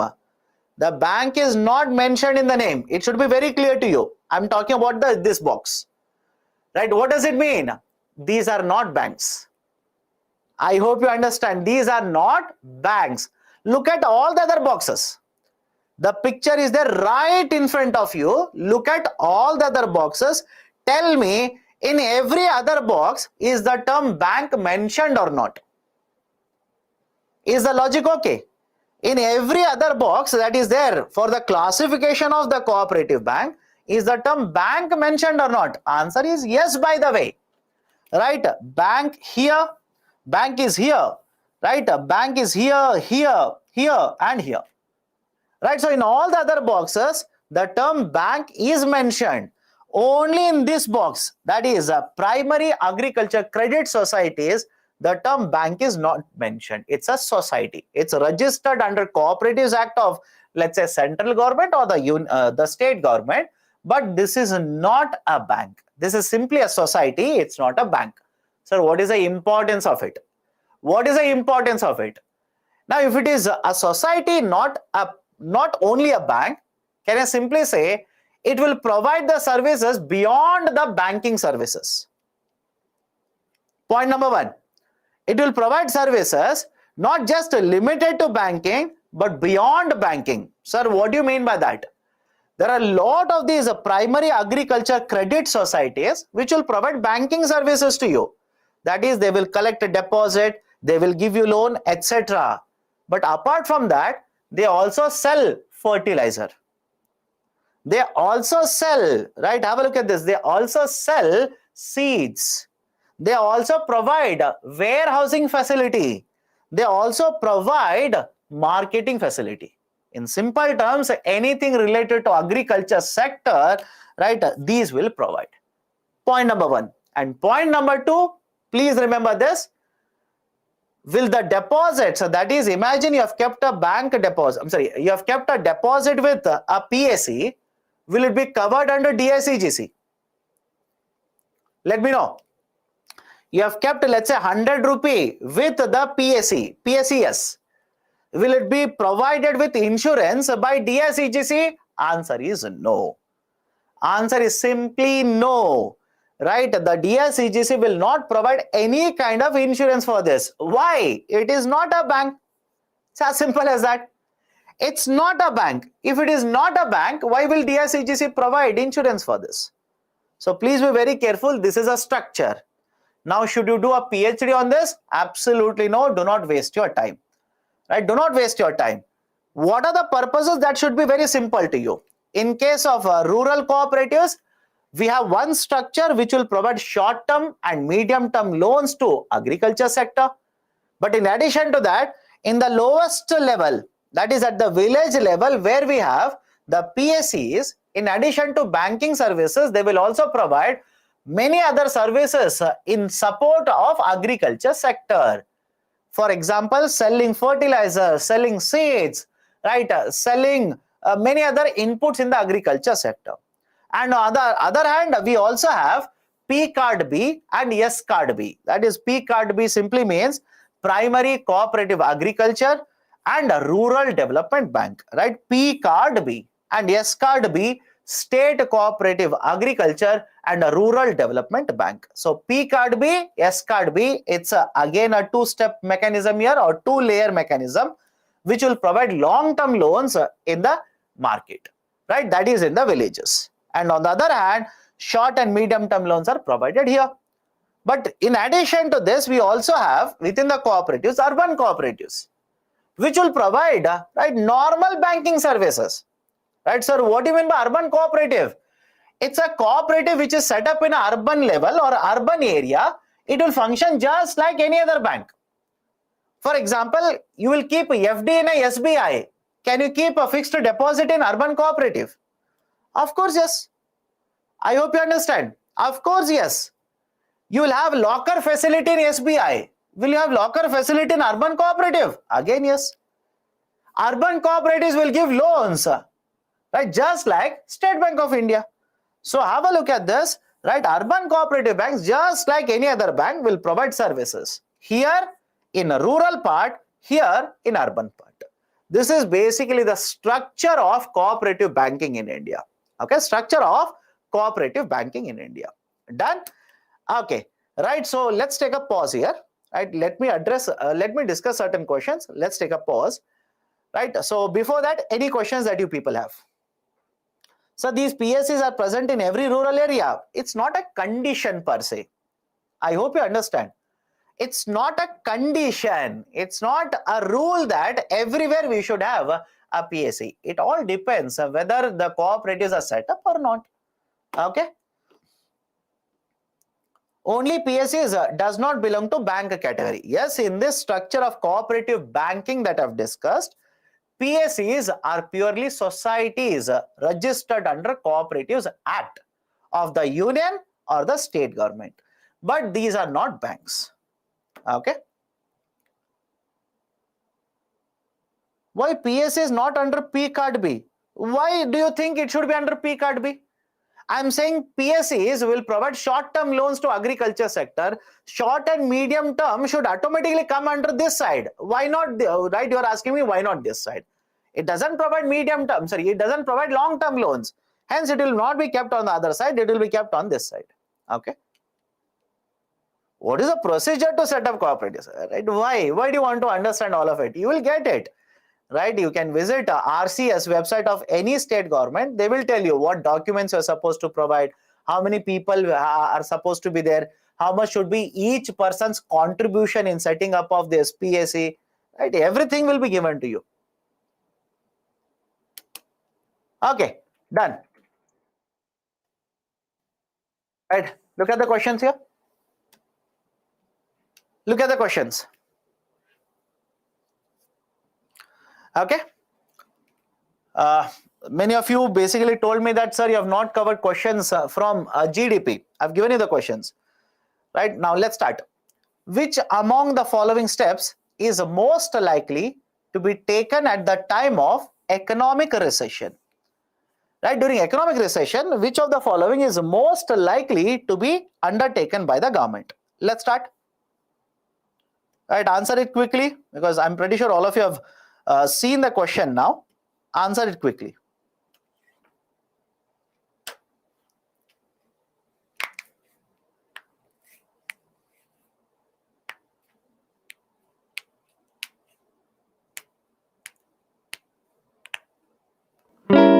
Okay, 55% have answered correctly. Why? It should have been more, right? It should have been more. Let's start. Which among the following steps is most likely to be taken at the time of economic recession? Cut in the tax rates accompanied by increase in tax rates. Do you think this is the right one? Right, sir, what is the context? Where are you discussing all of it? We have discussed the concept of counter-cyclical and pro-cyclical policies. And we have discussed, if there is a recession, what should the government do? If there is very good expansion in the economy, what should government do? Right, the idea of a counter-cyclical fiscal policy. I told you government should have counter-cyclical fiscal policy. So if you cut the tax rate, of course, yes, demand will increase. But if you increase the interest rate, do you think the demand will increase? Now that you have discussed a very good chunk of banking, you tell me. If the interest rates in the economy will start increasing, do you think demand will increase? Answer is no. But there is recession. There is always a recession in the economy. Don't you think that will further push economy into, right, let's say depression? So A is wrong. Increase in the expenditure on public projects. Will it not help? Right, if government of India starts investing more and more, starts constructing more and more projects, will it not help in promotion of recovery in the economy? Of course, yes. B is, let's say, one option. Let's keep it. Increase in the tax rates accompanied by reduction in the interest rate. You will reduce the interest rate. That will help in higher demand. But what about the tax rates? I hope you understand. What about increasing tax rate? It is basically a flip-flop of option A. Right, in option A, it said cut in tax rate, that will help us. But here it says increase the tax rate. It will not help recession. Okay, last one, reduction of expenditure on public project. You are having a pro-cyclical policy during economic recession. Is it good? No. That will push the economy into further recession. Okay, so D is also wrong. Right option for the question is option B. Okay. Now, can we solve it directly? Rather than starting a poll, etc., can we solve it directly? Because it's a straightforward question. Right, the term GDP deflator is a ratio between what?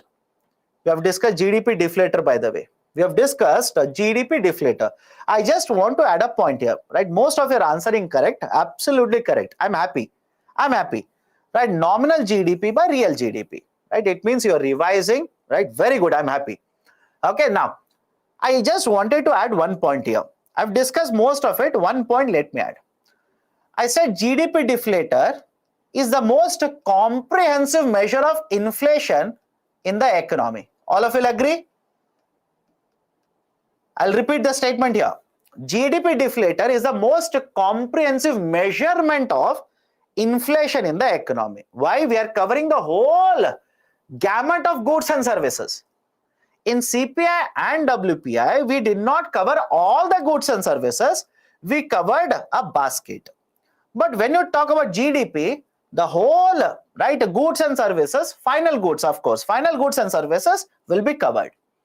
So I said GDP deflator is the most comprehensive measurement of inflation. But I also told you that because we calculate GDP quarter-wise, we do not make our decisions based on GDP deflator. But let me add a point here. This is where I forgot to add a point. In case of India, the WPI, wholesale price index, by default is considered as a GDP deflator. Remember this. I will repeat the statement here again. The WPI, wholesale price index, by de facto, by default will be considered as GDP deflator. Is my statement with okay? Is my statement okay with all of you? I'll repeat the process here again. GDP deflator is the most comprehensive, but we do not have GDP deflator month wise, right? But we need some indicator. We need certain indicator of inflation. So what we do is we use a WPI as a de facto GDP deflator in India, right? Please remember this can be suddenly asked in the prelims. Can suddenly be asked in the prelims. Now you will ask me, sir, why not CPI? Why not CPI? Reason is simple. When you talk about CPI, it is a price that is paid by the customer. All of you understand this? Right? A CPI, it is a price that is paid by the customer. Right? And don't you think when the customer pays the prices, there could be multiple intermediaries. Profit motive will be there. Multiple taxes will be there, etc., etc., etc. Okay? That is a precise reason CPI is not used as a de facto GDP deflator. WPI is used as a de facto GDP deflator. Is WPI calculated monthly? Yes. WPI is calculated for every month. For January, this has been there in the newspaper. For February, this has been there in the newspaper. In fact, if you have read yesterday's newspaper, I'd asked you to read article on stagflation. I'd asked you people to read an article on stagflation, right? I'm pretty sure you've come across, right, the data for CPI which is mentioned there, etc., etc. Okay, done, right? So this is a discussion regarding WPI. Okay. Now a descriptive question here. Explain the difference between computing methodology of India's gross domestic product before 2015 and after 2015. You are expected to write the answer in 150 words. 150 words. We have spent around 1 hour, or let's say around 1.5 hours to discuss methodology. And now you are basically supposed to push everything into 150 words. Compress everything into 150 words. Right? That's a challenge many of the times. Now, India has introduced a new methodology starting 2015. Right, and this new methodology is associated with production methodology of calculation GDP. Do you remember this or not? Production methodology or output method. Right, production methodology or output method. Now, what are the different changes? Earlier, to determine the GDP, we used to use factor cost. Now we are using market prices. In fact, I've told you what is the difference between a factor cost and market prices. Earlier, the base year was 2004 and 5. Now the base year is 11 and 12. Okay, now the base year is 11 and 12. Earlier, IIP was considered. I have not discussed IIP. Have patience, we'll discuss it. Right, in fact, I'll tell you where we'll discuss IIP. There is a chapter by the name of industries. Later, we'll cover a chapter called as industries. And in the industries, there is one indicator, index of industrial production. We'll discuss it, don't worry. Earlier, IIP data was also taken for calculation of GDP. Today, we don't use it. We basically use the concept of GVA, gross value addition. And GVA we have discussed. Right, how GVA is calculated, etc., etc. We have discussed that, by the way. And finally, earlier production data was collected through a survey which was referred to as ASI. Remember, do you remember the long form of ASI? Annual Survey of Industries. ASI, Annual Survey of Industries. Now, we have introduced a new system, MCA 21, Ministry of Corporate Affairs 21. Okay, right. So this is the discussion regarding, or this is the approach that you're supposed to follow regarding the question that has been asked in mains. Done? Okay. Now again, please understand, whenever you write answer, focus on the main body. There are 3 components to the answer writing. Whenever you write an answer, there are 3 components in the answer: intro, main body and conclusion. I generally find students will miss the mark because they are so much focused on introduction. I hope you understand this. I generally find that students will not score very good marks because they miss out on focusing on main body. They'll focus on intro. You'll start writing the intro. You'll keep on writing intro only.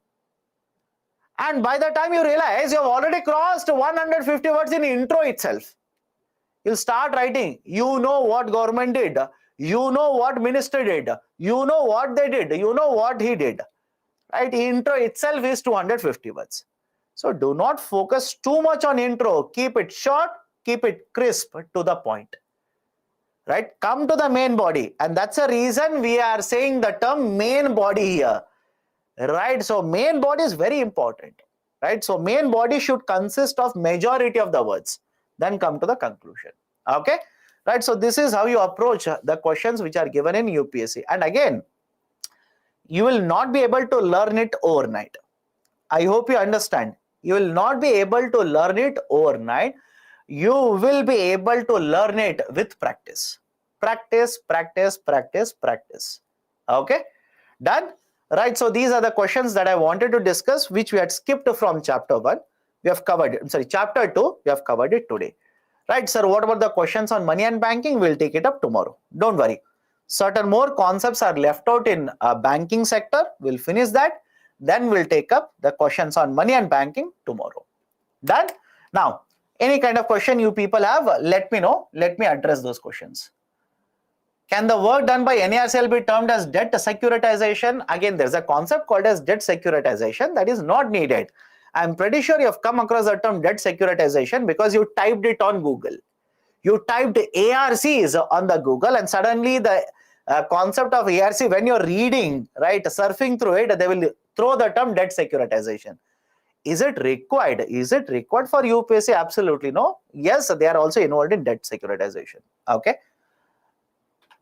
Is Sivan Central Cooperative Bank an example of DCCB? I don't know where have you picked up that example. Right? I hope you understand. I'm a human. There are hundreds of cooperative banks in India. I will not know what exact cooperative bank you're talking about. Okay.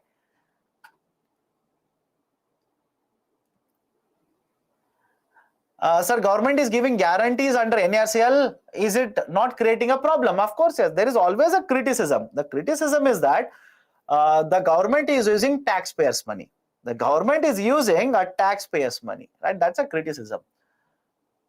Why a JPC demand on Adani in parliament? My dear, don't you think the joint parliamentary committee is more of a political concept? It's more of a polity. I don't want to discuss JPC, how it is established, etc., in economic class. In economic survey, they have given NPAs have reduced. It is due to write-off or NARCL or disinvestment. It is mainly due to write-offs. It is mainly due to write-offs. For example, I told you the first case by NARCL has been taken up in the last month. I hope you understand. It has been taken up in the last month. Okay. Will DCCBs give loans only for businesses? No. DCCB, why it is called as a DCCB? Understand this. It is set up generally at a district level. It is set up at a district level. But it will keep on doing the same activity like a bank. I hope you understand. District Central Cooperative Bank means it will help the PSEs to operate. It will assist the PSEs in operations.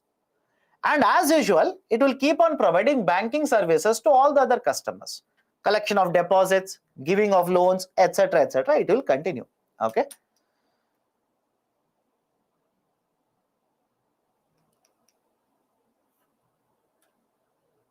Sir, which book is good for reference? You pick up any book, my dear. Trust me, you pick up any one book. One book is more than sufficient. NARCL is selling assets which is borrower given as security, please. But again, I don't understand the question, but anyways, I believe you're asking me. If NARCL takes these assets, who will give the security receipts? NARCL will give the security receipt to the bank. Right? Let's say NARCL says, imagine you are NARCL, I'm a bank. Right? One company account is there. I want you to sell it in the market. Right? You are NARCL. Right? You will look at the account and say the value that you are expecting is 100 crore. Right? The company owes you 100 crore, but nobody will give you 100 crore. The market valuation is, let's say, 20 crore rupees, which means you are offering 20 crore rupees to me. Out of that 20 crore, 15% of it, 3 crore rupees, is given in the form of upfront payment. You will pay the 3 crore rupees to me right now. Remaining 17 crore rupees, you will pay it in the form of security receipt. That is, you will sell the asset in the market, collect the money, and then pay it. But again, when you enter into the accounting concept, right, it's a very technical idea. The ARCs will also have a concept of securitization of the debt, etc., etc. That is not needed for UPSC. Okay.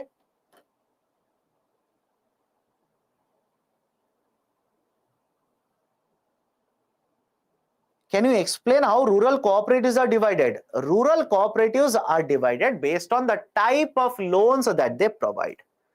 Based on types of loans are provided. For example, if the rural cooperatives will provide a short-term loan or a medium-term.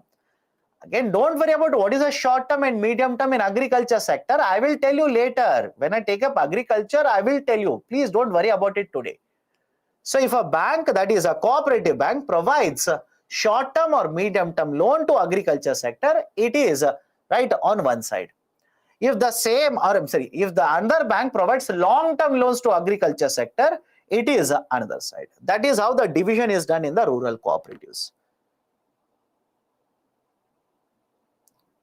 So nominal GDP includes which inflation? WPI or CPI?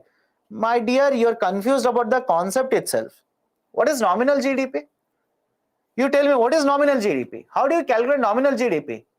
Whatever is the current market price, you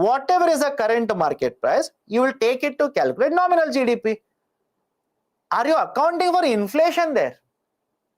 Are you accounting for inflation in the nominal GDP? Of course, no. Because if you simply take the current market price, you are not removing inflation. You are right. The impact of inflation is already there in the market price. So it's not accounting for inflation there. Okay. Okay, done. Right, let me stop the discussion now. Tomorrow we'll continue with aspects related to cooperative banking. What are the issues, etc., etc. We'll discuss that tomorrow. Okay. Now, if you ask me, please revise this. It's an important chapter. Please revise it. We have spent around 7 hours on money and banking. Right. It will take at least around 2 to 3 more hours. It's very important. Okay. So revise it.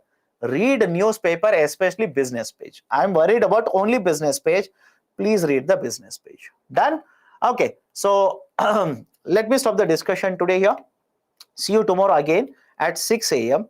Take care. Have a great day.